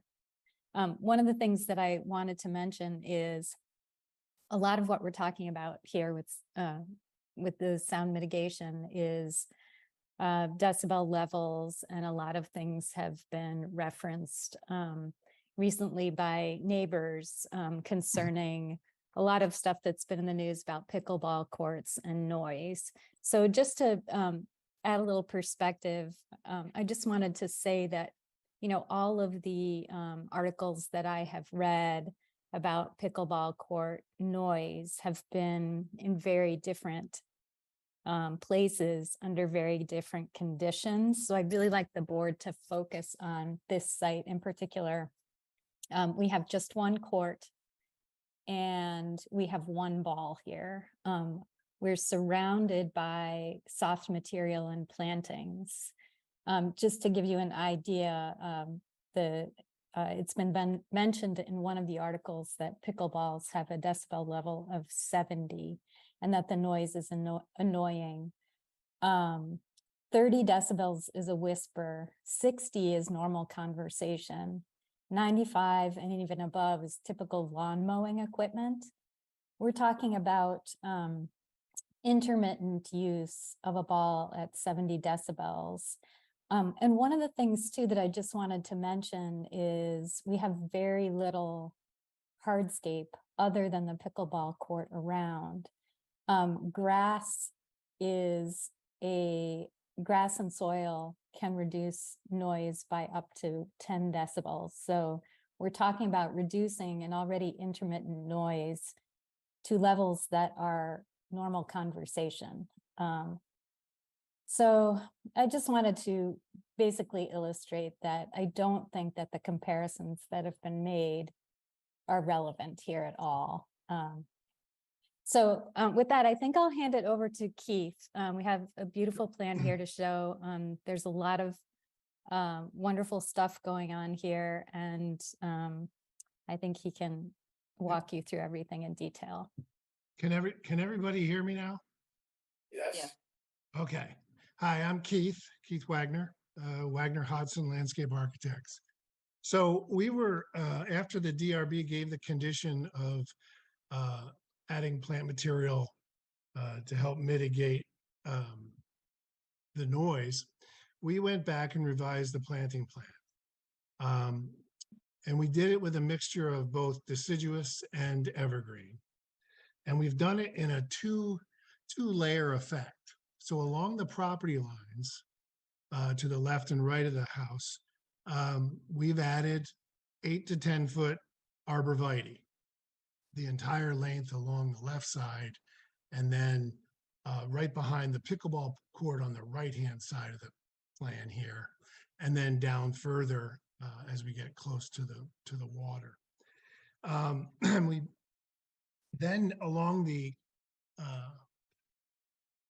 road, we've planted hydrangea. You can see that sort of in the white plant material you see up top. Yeah. And then right at the court, sort of immediate to the court, we have gone with a lilac.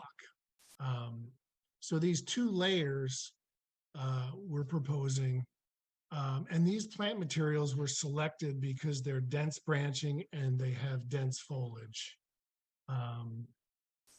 And as you know, the plan has other landscape proposed plantings, but this was really in an effort, the DRB's sort of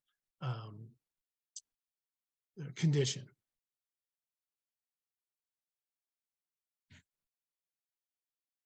Any questions? Is there anything else just from the applicant team that you wanted to share before we turn over to the board for questions? I think there maybe was some renderings, but I don't know if that's as important since we're talking not about visual impact, we're talking about noise. Yeah. All right. From the board, any questions or commentary before Brad? Yeah, Keith, did you consider solid fencing at all for this? We hadn't. We thought it was a plant material directive, so we've stayed with plant material. Was that really the directive? I mean, I thought it was sound mitigation for the landscaping, not necessarily plant material, but. I interpret it as plant material. It's pretty open direction, Brad. Yeah, okay. Yeah. It just seems like the solid material would do.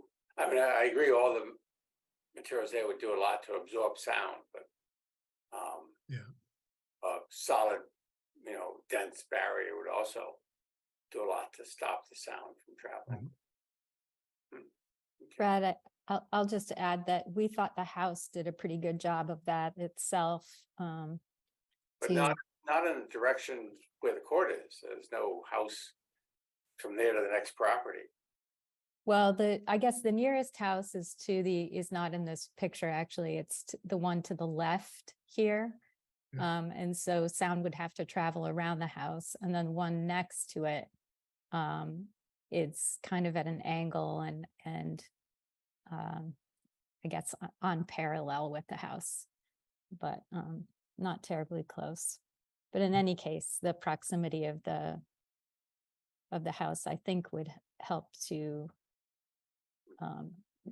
stop sound rather than let it reverberate. Yeah. Great. Thank you. Do we have any information on how much this proposed planting would reduce the sound? I mean, I appreciate the effort to put a vegetative screen in, but I understood the board's request as to speak to sound mitigation. And to me, that is an acoustic quality. I'm still struggling with how we evaluate whether this is an appropriate mitigation for what's going to happen here or not. And it feels like we're missing a little bit of context from someone who could provide us some expertise on the sound side. Well, one of the things I'll mention is it's really hard to get sound ratings, sound coefficients with plants because there's so much variation and they're not constant, but there has been quite a bit. I was spending some time online today looking at various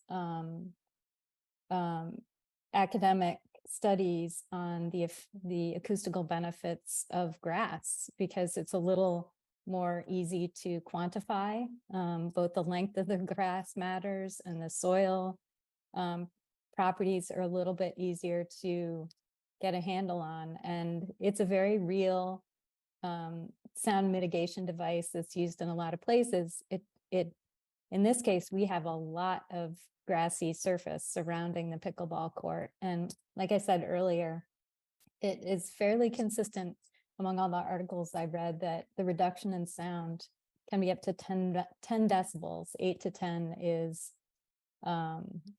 fairly well agreed upon. And that's actually a pretty good sound reduction. I mean, I'm sure the other plants add benefits, but it would be really hard to find something that has a very hard quantifiable coefficient of sound reduction. Elizabeth, another question that I have, because you mentioned the relevance of this property and use, because I know some of the evidence that was presented earlier was referencing, public sets of courts, and you were talking about the specifics of this property. Is there anyone from the applicant's team that could give us a sense of the expected use, both seasonally, especially since we're talking about foliage that won't be there in the winter, so expected use, times of year and times of day when this is a single family residence, just to give everyone here some context on how frequently this might be in use. Sure, I think Lucy's here, and if she's able to speak, maybe she can. I mean, we've talked about it a little bit in case she's not able to chime in. Is she raising her hand? We have Keir. Yeah, this is Keir, Keith. Sure. Hi, I would love to speak, but go ahead. So with regard to the timing, we initially thought that if there were time restrictions placed, sounds very reasonable. It was an all or none type of thing. I mean, if I'm not the pickleball player, Lucy is. This is a wish for her, and we don't need to try to annoy the neighbors. Just like, but if I were to guess, I would guess between 10 a.m. and 2 p.m. And if it were outside that, I mean, I would say we should be respectful. But in any case, that's my guess. If that's my answer to that question, I just want to respond that we have directed our professionals, as to how do we try to get this through. Lucy had asked for some guidance, and no, you can't pin yourself down. I mean, are we looking for landscaping or walls? If it were walls, we would have directed our landscape architect to try to deal with that, but we weren't given direction other than some nuances from Lucy's sister, who lives in Burlington as a lifelong resident of Burlington, who said that her impression was that landscaping would do it. And we thought that landscaping would look better. One of the previous residents said, oh, you could put a wall up, but it would be ugly. So in response to that, we are trying to not make it just about sound, but something, and we weren't given direction. And now I appreciate hearing this direction, but it's that's been frustrating. So the specific answer with regard to the question about timing is, I would anticipate 4 hours in a range between 10 and 2 p.m. But that Lucy can speak to that. With regard to the volume, may I speak on other things or just to that question?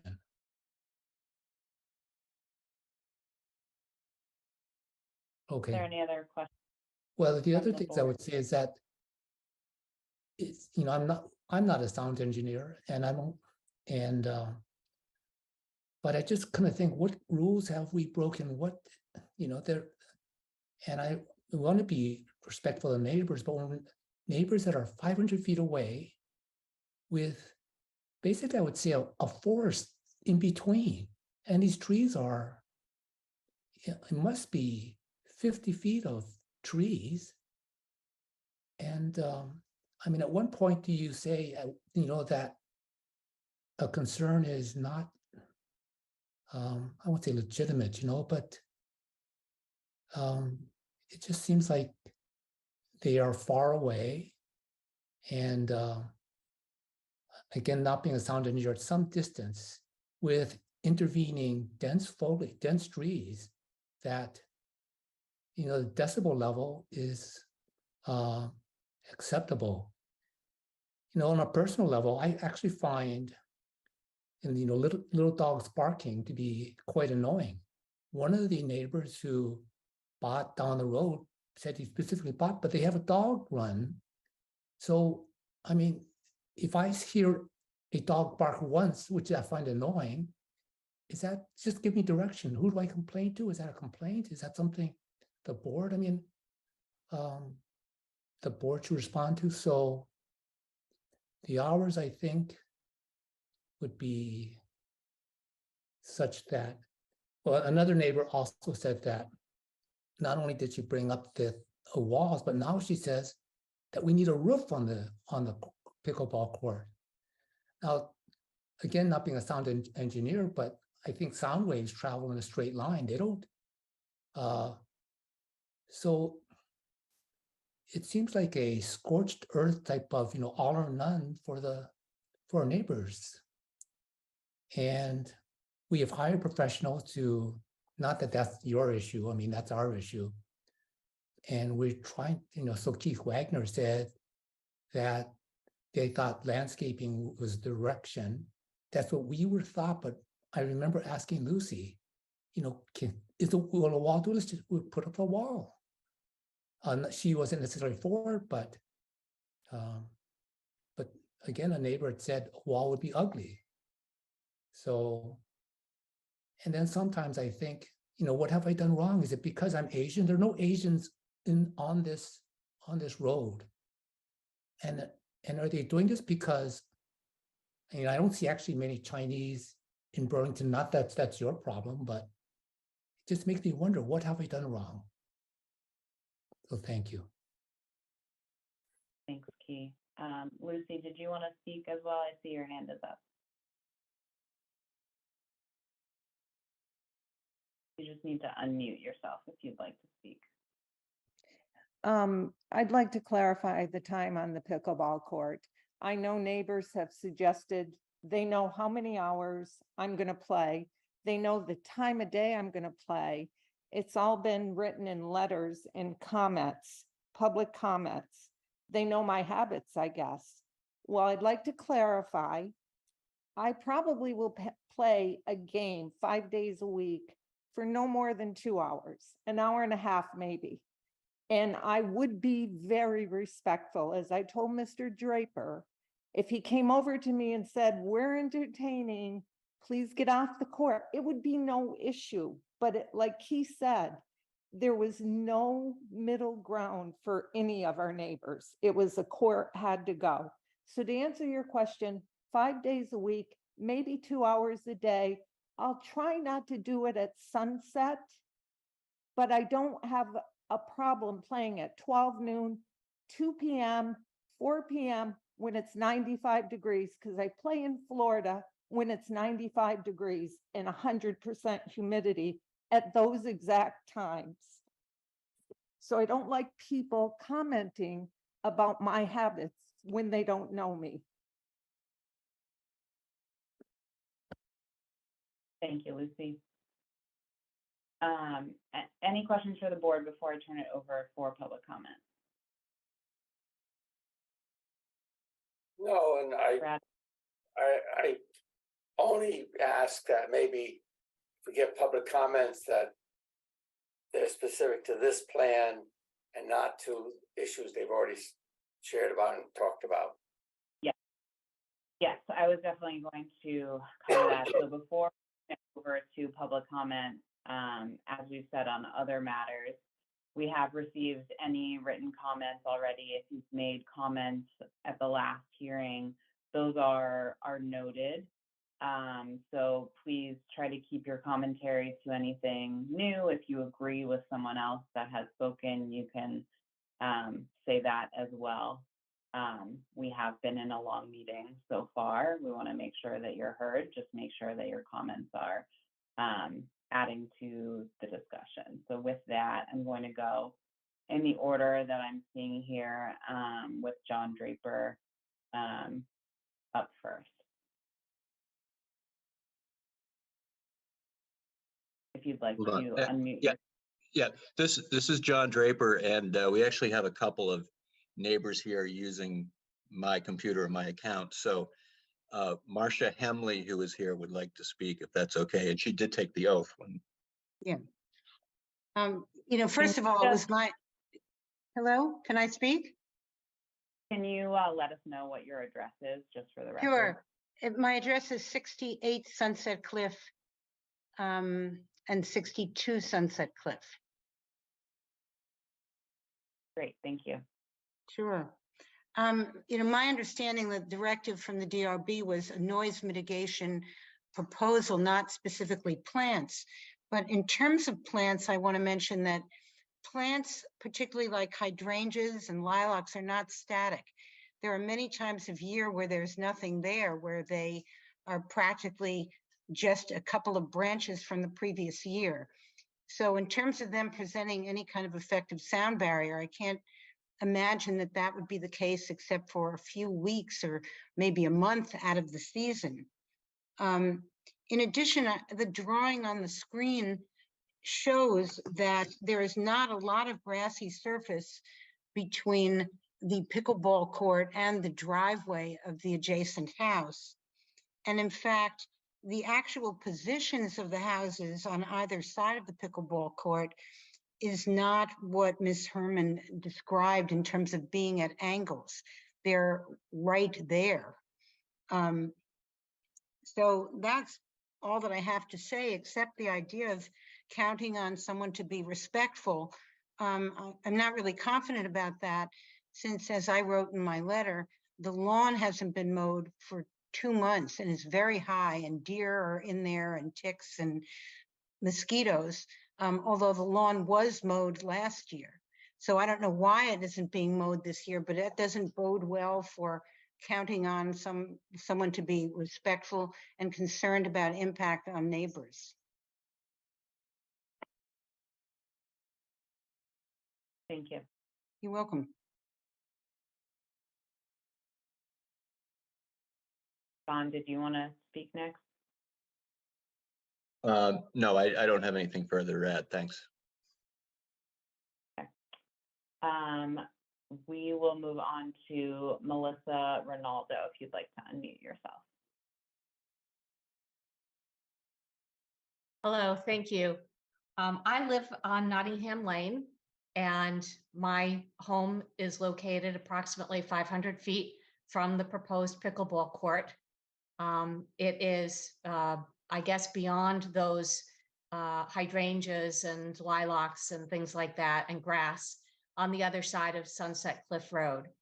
I can tell you that I hear garbage trucks and other vehicles, construction vehicles, backing up with the beep, beep, beep, beep from very clearly from Sunset Cliff Road.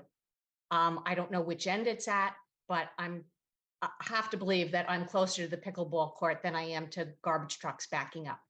So sound carries, and it's my understanding that we have no expert report about any of this sound mitigation. We have no sound study to actually give the board any clarity or direction with respect to whether or not any of these plantings will be at all effective.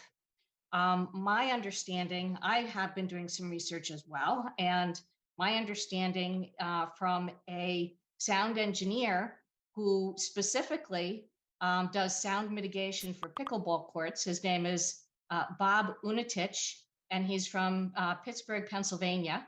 He is an avid pickleball player, and he's spoken on NPR.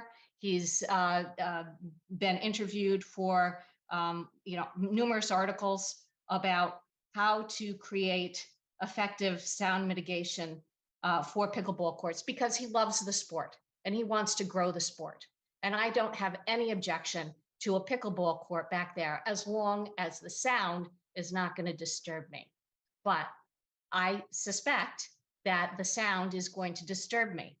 And one of the best way to mitigate pickleball noise is to fix the problem before it starts and build courts that are far enough away from people so that it's not going to be a problem.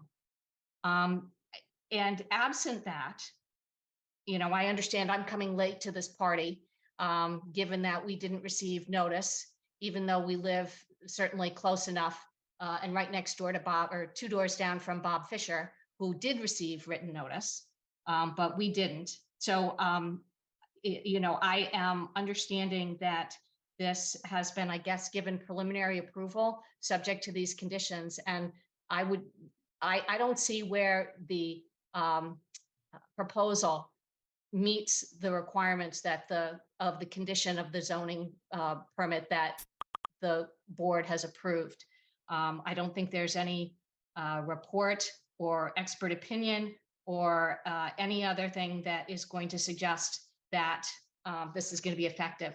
Bob Unitich specifically says on his website, and I cite that in my materials, wind screens and bushes are not very effective sound barriers. 2 commonly accepted sound barriers are a reflective mass-loaded vinyl sheet, which blocks sound primarily by reflecting it, or a vinyl sheet with a quilted layer of fiberglass and thin fabric, which blocks the sound by absorbing most of the sound striking it.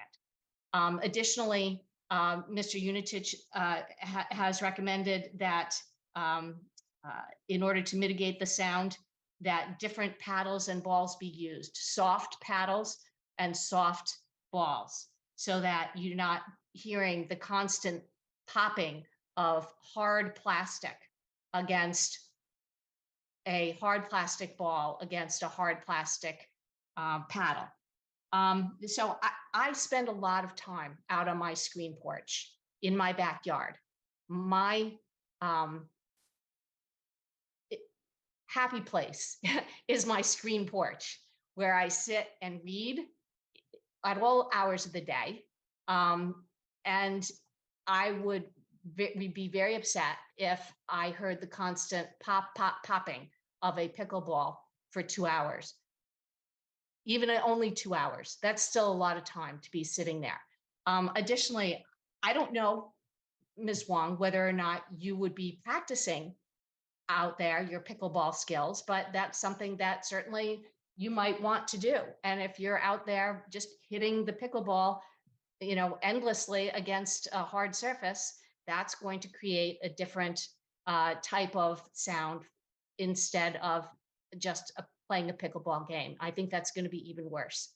So I apologize for taking so long here. I hope I haven't been too repetitive. I enjoy my backyard. I certainly hear sounds coming from Sunset Cliff Road, including the little dogs that happen to bark back there. And I hope that there is some consideration given for the fact that we have no expert testimony, we have no expert reports, we have no demonstration that this mitigation is going to be effective. Thank you very much. Thank you. Claudine, if you would like to speak. Thank you. Good evening, ladies and gentlemen of the board. I also have with me the same expert which you had the pleasure of hearing last time, Lance Willis. I'd like to direct some questions to Mr. Willis, but before I do that, I want to make a couple of comments in regard to some of the presentation and arguments that we've heard in favor of this proposal. First and foremost, I want to be respectful to Ms. Herman. As much as I appreciate her acumen with respect to architecture, I submit to this board that she is wholly unqualified to be commenting on the acoustical sound reduction that is associated with this type of a plan, or in general with the type of acoustical mitigation that would be necessary for a pickleball court in the first place. Ms. Herman is an architect. She is not, as she said, a sound engineer. She's been doing some researching on the internet, which, I think kind of says it all. I would submit to this board that our sound expert, who is a PhD in engineering, who has made it his specialty to address pickleball noise, who has participated in several mitigation plans, who has been a part of lawsuits around the country, who has participated in matters that have led to zoning changes as a result of pickleball, which we have provided to this board in the past, but who has deep and extensive experience in this very issue. And Ms. Herman lacks all of that. I would also like to echo the remarks of my colleague, Melissa Ronaldo. She is absolutely correct when she submits to this board that there is no expert report which has been provided by the applicant, as there is also no sound study. And as much as I appreciate Mr. Wong's frustration that he didn't get better guidance. I'm sorry, but can we just get on to your commenting on the actual substance rather than the participants who have spoken so far? It would just be more helpful. It's been a long day, and I understand that you have an expert witness there who has some relevant comments to make. It would be nice to get on to that. Thank you. Well, I'm trying to do that, Mr. Rabinowitz, with all due respect. I appreciate it. Tonight is my daughter's birthday, and they're all sitting having dinner without me, so I too would like to conclude tonight's hearing. However, I do recognize that this issue is extremely important to my client and all of the people that are there, so I would like to get through the arguments, if I may, just bore you a little bit longer. I would like to put, I'm sorry? Is that we're trying to keep the arguments relevant to how our proceedings work, because this is not a court of law.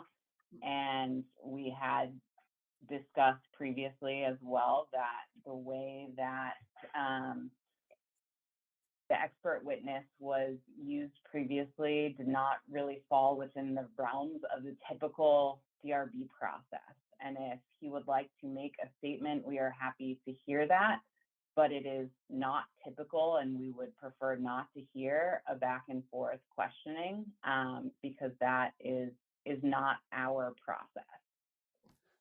I'm sorry, I didn't see any prohibition in the DRB's rules as to me asking Mr. Willis questions in order to particularly focus the testimony. And I would think, Ms. Halpert, that it would be useful for this board for me to focus that testimony rather than just asking Mr. Willis to have a free-for-all. I mean, I think it would be to your assistance and complying with Mr. Rabinowitz's request to kind of get this process moving. So, if you would allow me that courtesy, I'm happy to have to ask Mr. Willis those few questions to be able to comment on this particular plan. Is that testimony is to be directed to the board. And so having questions directed across to, or comments addressed to other people that are speaking, that is what is not typical. So commentary and questions should be directed to us as the board, and we can decide if we pass those on to anyone else. So that's the directive that I'm giving, and I understand we didn't police that as much in the previous hearing, but I want to give that clear direction now. And Brad, I don't know if you wanted to add any thoughts on well, if I may, all of Mr. Willis's testimony will be directed to this board. And so my asking him questions does not change where his questions or where his answers are directed. And I think this back and forth is unfortunately taking more time than it would be for me to ask Mr. Willis a couple of questions to sort of guide the testimony. And and forgive me, we didn't get this direction in advance. So we prepared in this way, and I'd like to proceed. Maybe the most expedient thing. I think it would be. Thank you. I appreciate it. Lance, are you there?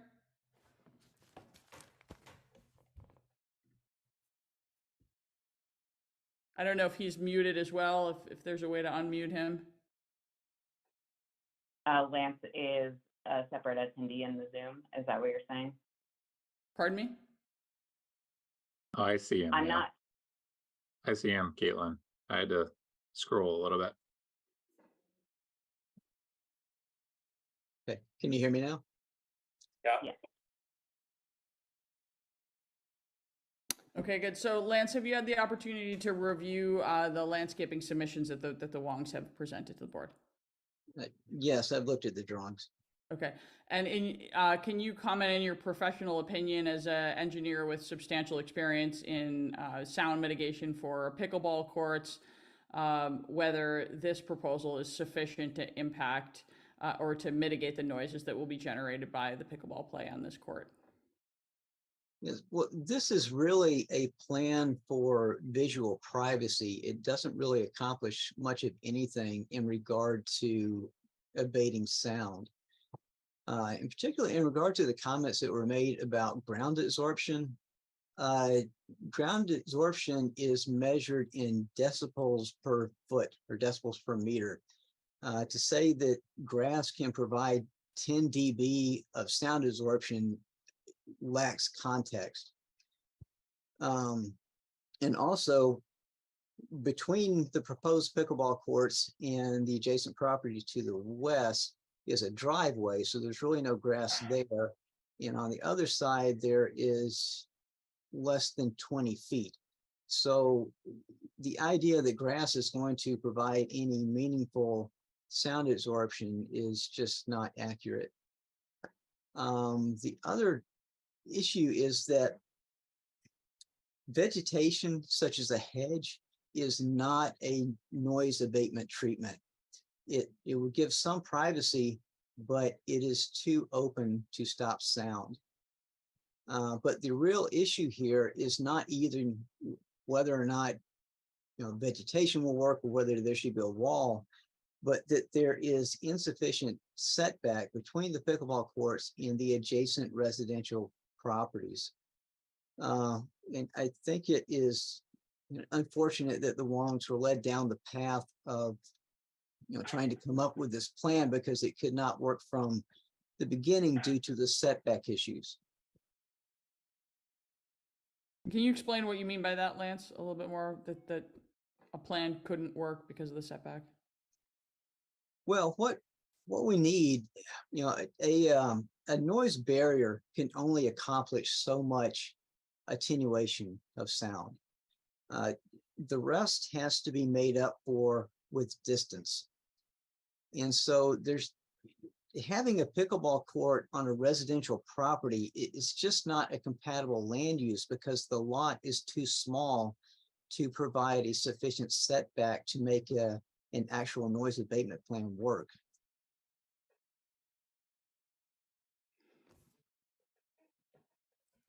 Okay. Lance, did you also hear testimony? I know you talked a little bit about the grass sound attenuation, but could you talk a little bit about whether these bushes would provide any meaningful attenuation at all? I think you already addressed that, but. Yeah, one other thing I would add to that is that grass is a ground effect. It provides some absorption over long distances, not 20 feet or so, but hundreds of feet. You can get some ground absorption from that. However, if you place a noise barrier between the noise source and the observer, it blocks that ground wave. So you either get the attenuation of the noise barrier or you get the attenuation of the ground. So to use them in combination does not make sense. Either the hedge is not working at all and you're getting a little bit of absorption from the grass, or the hedge is working as a noise barrier and the grass is irrelevant. Okay. In your professional opinion, is this mitigation, quote unquote, this landscaping plan, a reasonable sound mitigation plan for the proposed use? Unfortunately not. As I said, the lot size is just too small to construct an effective noise abatement plan for pickleball. Okay.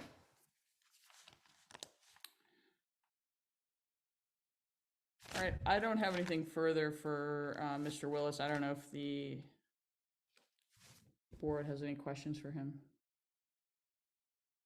Thank you. Can I ask a question? This is Keith Wagner. I would like to the response, if that's all right. Is there any other public commentary? I see that the Wongs would like to speak again, so I wanted to check if there is anyone else here from the public who would like to speak. John Clark.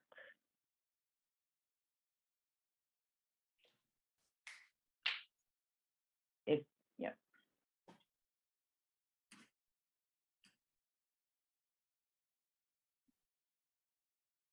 John, are you there?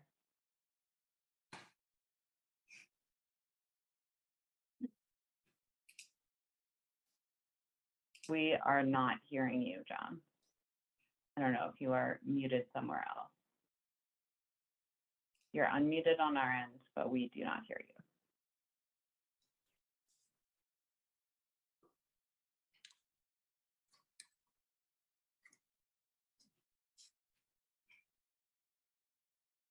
Scott, any suggestions for John? I don't. I was just going to look to see if we had written comment from Mr. Clark.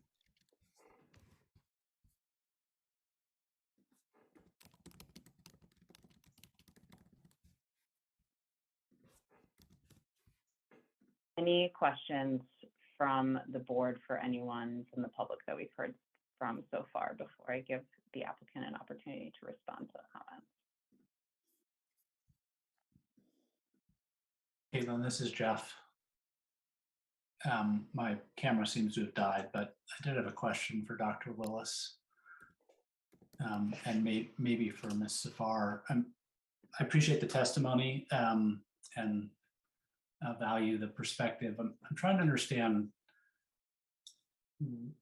how we're assessing this from a standard perspective.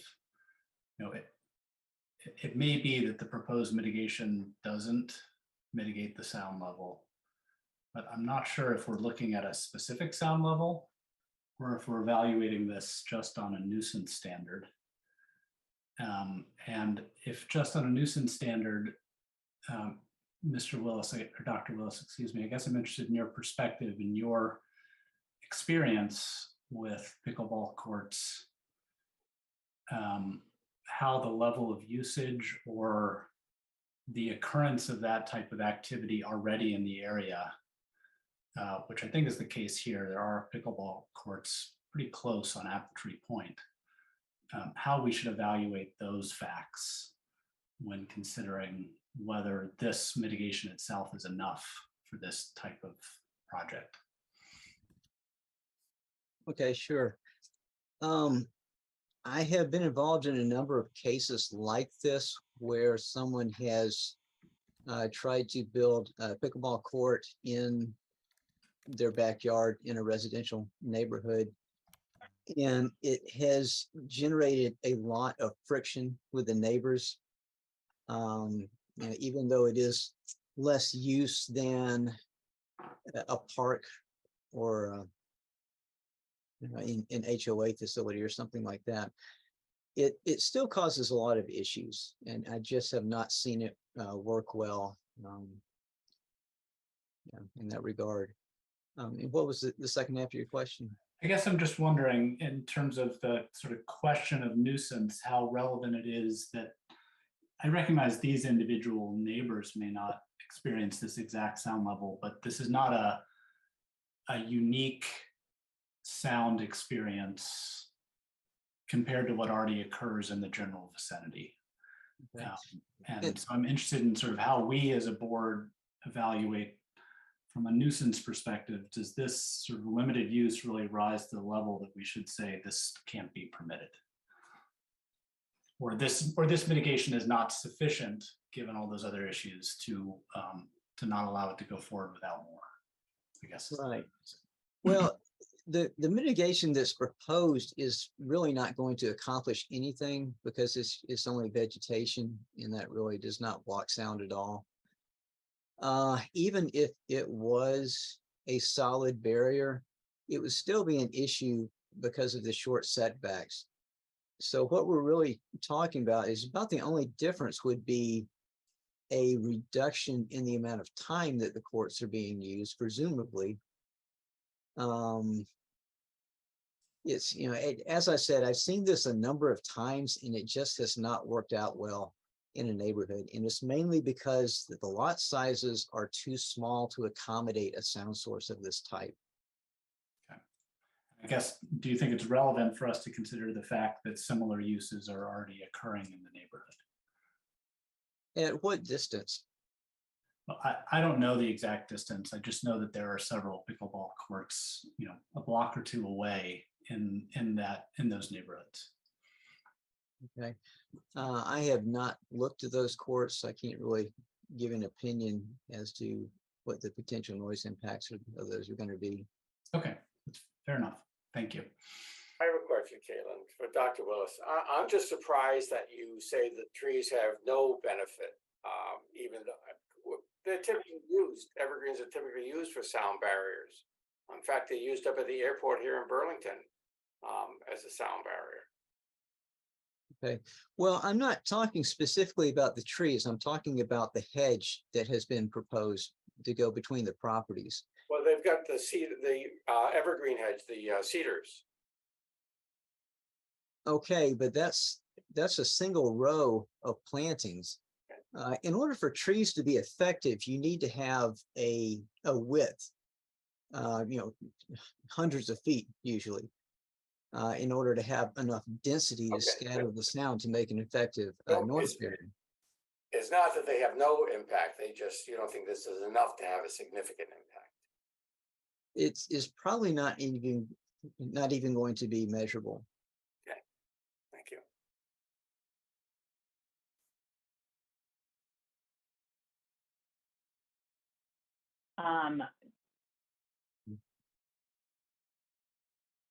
John Draper, we already heard from. Melissa, we already heard from, correct? Am I confusing my Johns? John Clark, we were not able to hear.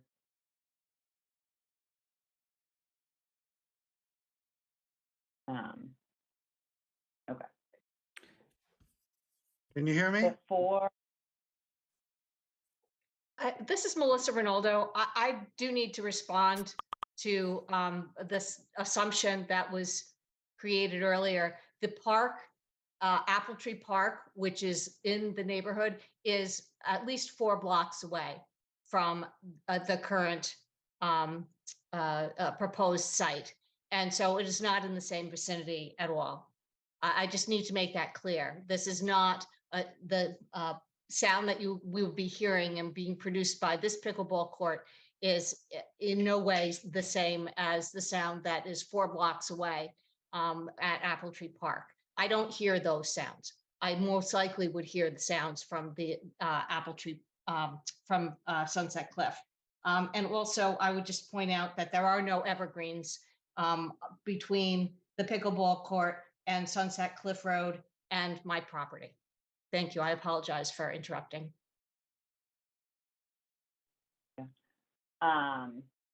I just want to get through the rest of the public commentary before giving the final word to the applicant. Brad, sorry, did you want to ask something? No. Okay. I see that Gail, you have your hand raised. I'm not sure that you were sworn in before, so that's my first question for you, is if when you unmute yourself, if you were sworn in. I was not. I wasn't expecting to speak, but I do need to say something, if that's okay. So can you raise your right hand, and do you swear that the testimony that you give today is the truth and nothing but the truth under pain and penalty of perjury? I do. And can you please give us your full name and your address? Gail Anderson, 82 Sunset Cliff. Thank you. And would you like to give your comment now? Yes. Our property is about 80 feet away from the pickleball court. It's our front yard, and our house may be diagonal, it may be, you know, however it's situated, but we do use our front yard for things. And so this would be loud. Well, that, excuse me, I'm just, it's just, and I would like to just clarify that my concern about the pickleball court is about decibel level only. And it has nothing to do with the Wongs personally. And I also want to correct something that was said earlier in the meeting, which is that there are no other Asians living on the street, which isn't true. Our two daughters are Chinese. So there's no other issue for us other than decibel level. That's our issue. You know, and one of our children lives at home. So nothing personal against the Wongs, nothing personal at all. It's just the decibel level. We're very close to that property, and you know, it ultimately could affect our property value as well.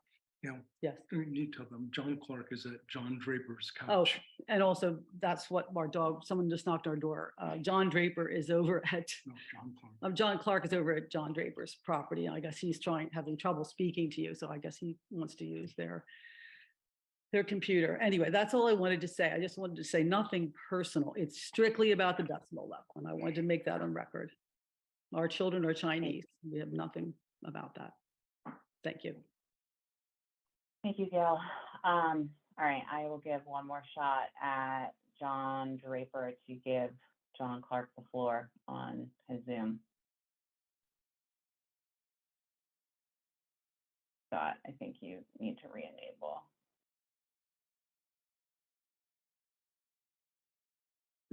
Is it John Clark or John Draper's? I just enabled John. I think they were saying John Draper's audio Right. would work. There. Well, both Johns can talk. Can you hear me? Yes. Yeah. Yes, John Clark, 104 Sunset Cliff Road. I live right next door. I'm the closest one to the pickleball court. I'd like to say that my family's lived here for 80 years, and most of my neighbors are either seniors or work from home. My two kids work from home. And the pickleball court, 10 o'clock in the morning, is just as annoying if it was after dark. I've got several neighbors that could hear it. We did a test last week. I wonder if Melissa's still listening. But my daughter and my wife hit the pickleball back and forth in our driveway, which would be a little bit farther away from where she lives. And she went apoplectic with hearing the noise. Now, my yard is 80 years old. I have 10 to 20 foot hedgerows surrounding my house with all those plants you're talking about, viburnum, white pine, cedars. I mean, it's thick. And then there's probably another 200 feet of dense woods between us and Melissa. And she was able to hear that pickleball as plain as day. And that was just two people playing. Most of the time, pickleball is played by four people. And, you know, I'm a botanist, and I can tell you right now, plants do not absorb that much noise. It's like if somebody was hammering in your house and you closed the door to your room, you'd still hear it. It would still be annoying, but the sound was muffled. Muffling is just a relative term, but the sound is quite annoying. Recently, I went to visit my son in Alabama. He just moved into a brand new apartment complex, a row of 10 townhouses. They put a pickleball court in halfway through their stay, and not a single person re-upped. We went back to look at, there was not a single car in the parking lot. And several projects that we have in Florida, they're thinking about removing the courts if they're too close to residential areas. Thank you for your time, but I really feel that this would, there are 4 camps out of the 19 houses here. And those 4 camps, like mine, have no air conditioning. We have no insulation. Our windows are open all the time. So we live with nature here. It's been tough with the smoke and the pollution, but it's something we have to live with, and we have no defense against that kind of noise. Thanks for your time. Thank you. Claudine, do you have a final thought you would like to add? I just wanted to respond. Thank you to Mr. Hand's, Attorney Hand's question about the legal standards and whether we're just looking at this in terms of a nuisance. And I just wanted to direct the attention to our DRB letter and supporting documents that we submitted in April. I think it is a nuisance issue, but I think it's also, we have to be mindful that they're applying for this as an accessory use. Right. And so, and we also, I think the board can't permit uses of property that would violate the noise control ordinance. And that's exactly what this permitting this use would do. And that's been, I think amply supported by expert testimony. Thank you. And then Melissa, do you have a final comment to make?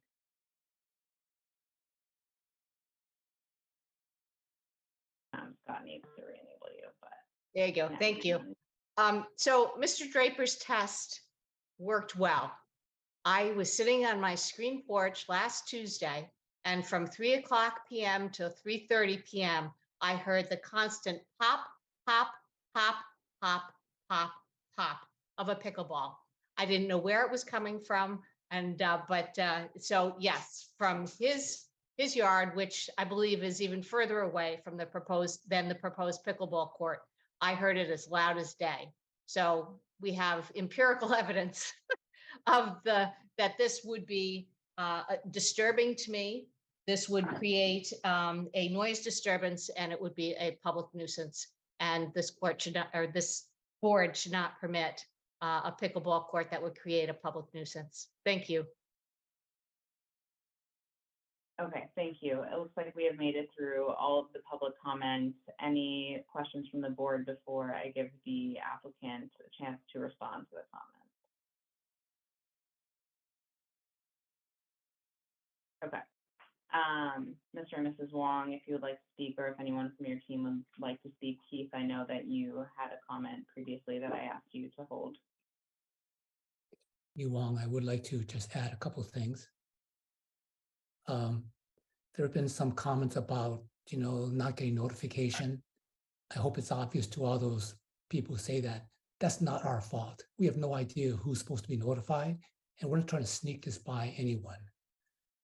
It's refreshing to hear someone say it's only about decibels, because all it's about is the qualitative aspect. I'm not saying all it's about, but it seems to be about the qualitative aspect.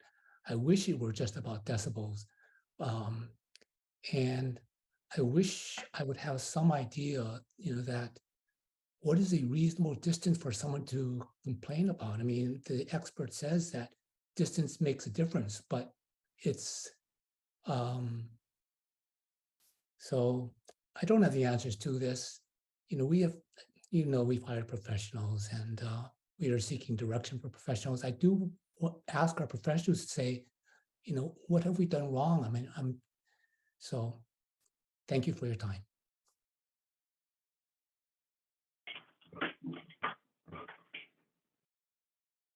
Lucy, would you like to add anything? Well, it's really hard. We've really been attacked here, and we've been blindsided. We've been on trial here. There's no other way to look at it, with the lawyers, the expert witnesses, and we've been fairly quiet, and it's been hard to read those public comments. And Key is right. I mean, your job is permitting. We applied for no variances. We haven't broken any rules.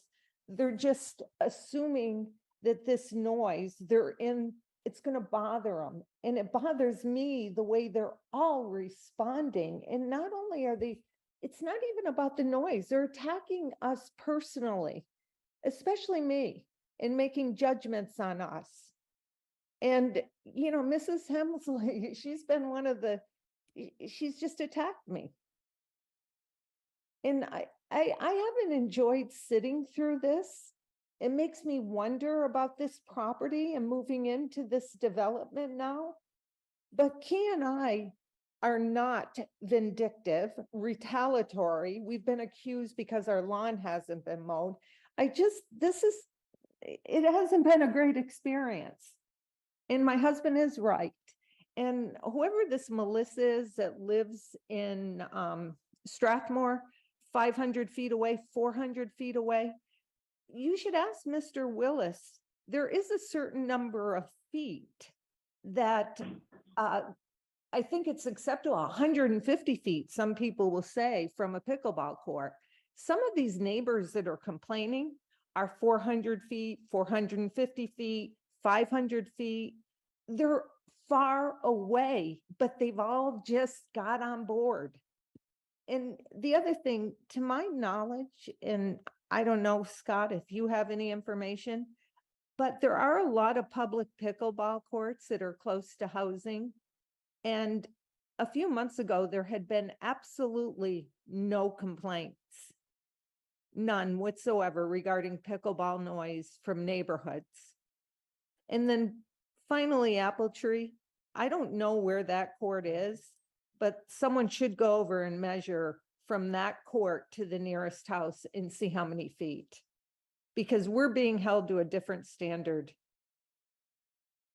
You know, we're respectable people. And I tried from the very beginning when everyone got on me, I said, what can we do? How can we make you feel better about this? I thought it'd be a great thing for the community, but we're in the losing end of this. Chris, do you have anything you can add? Because the lawyers and the expert witness and Bob, actually, I'm familiar, Melissa, with that guy. And we're not comparing apples to apples. He's talking about courts in Bonita Springs that have 14, 16 courts, a lot of pickleball courts going in. And that's where these lawsuits are stemming from. Yes, there might be some residential problems, but the way your arguments aren't working here for me. Thank you, Lucy. Keith, did you want to address something as well? I know you had asked to speak before.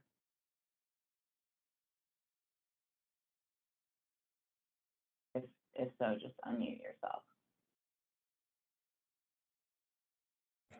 No, I'm fine. I don't have anything Okay. to say. Thank you. Thank you. Does the board have any final questions for the applicant?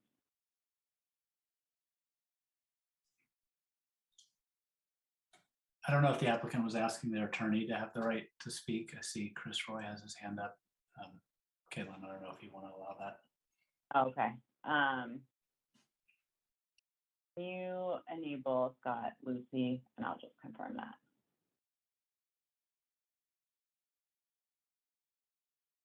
Lucy, did I understand correctly that you wanted Chris Roy to speak? Yes, I'd like Chris to say something. Okay. And I would be happy to say something. And I'm not going to testify because I'm not a witness, but I am going to focus a little bit on what is supposed to be guiding this discussion. What's not supposed to be guiding the discussion is sort of ad hoc, whatever the neighbors think ought to be allowed on other property. That's not how we do zoning in Burlington or Vermont. We actually have bylaws that establish standards. And nobody has ever pointed to a standard in the bylaw that this court would violate, except a very, very general reference to nuisance in section 5.5.1, without reference to noise, and certainly without establishing any sort of measurable metric against which a landowner could ever hope to aspire in putting together an application. There is nothing in the zoning ordinance that deals with recreational noise. And I'm afraid the DRB, it would really be opening up a Pandora's box without the benefit of specific provisions if it goes down this road. What about the next project that puts a basketball court or a basketball hoop on their driveway? I've seen kids playing basketball and it's as loud, if not louder, than pickleball. Backyard rinks. ice rinks in the winter when there's no foliage. If anybody's heard a backyard rink, they know they can be noisy, and there's a lot of pop, pop, pop as pucks are hit by sticks. Swimming pools, people diving in the water, screaming, having fun, doing all those recreational things that apparently are allowed in other parts of Burlington, but not on this particular street. And a tennis court. There's been no claim that if this was a tennis court, there would be any basis for not allowing it without any dubious standard to having to be met. And it's also well known that a lot of people play pickleball on tennis courts. So for a zoning purpose, you would grant a permit for a tennis court on a lot. There's no basis for preventing that. And then the question would become, oh, if they go on and they play pickleball on their tennis court, is that an issue? It's not a zoning issue. It's a noise control ordinance issue. And I don't think the DRB wants to get into the area of regulating on a micro level recreational uses of residential property, because your agenda is going to get twice as long pretty darn quick. The couple other points that are important here. There's no evidence anywhere in the city of Burlington, anywhere in Chittenden County, where you have pickleball being played in close proximity to residential areas, that those residential areas have generated complaints about noise. Not a single bit. We hear a lot about Florida. We hear a lot about 16 court complexes in Indiana. What about Chittenden County? What about Burlington? What about actual complaints? There's not a scintilla of evidence about any complaint ever having been lodged. This is an important issue. And clearly it's an issue that's cropped up around the country, but you don't deal with it after the fact. You deal with it in a thoughtful way. You come up with specific standards. And an example of that the city of Burlington recently did had to do with leaf blowers. There were noise issues about people using certain kinds of leaf blowers at certain times of the day. And a thoughtful process was put together and a specific provision was developed to deal with leaf blowers. That's appropriate. That's how you establish zoning policy and public policy. You address it on the front end, you have a public process, you hear input from people, and then if it's appropriate, you develop standards that everybody can then guide themselves with. We don't have that here. The standard we have is the neighbors don't want it. And that can't be an enforceable zoning standard. So I just caution you about opening up a can of worms by starting to regulate as a question of zoning permits, recreational activity on residential lots. Thank you for your time. Thank you. And with that, we will close this agenda item and close the meeting. We have been here for almost 3 hours, so AJ will ask. We would like to do deliberative or see what we can get through on deliberative. All right, so we'll close public hearing agenda items. We wrap up our meeting for the evening. We'll go into our deliberative session now. Recording stopped. First item on our agenda, I'm going to get the address wrong.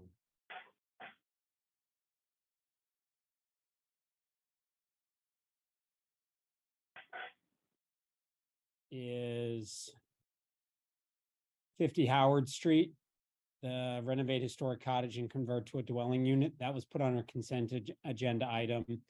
We had one witness raise a density concern, but staff articulated how that the density issue was addressed through the fact that this was a historic renovation And so they had that sort of density bump bonus. I think it's approvable as it's proposed. Anybody else? Make a motion. All right. Brad? Recording in No? progress.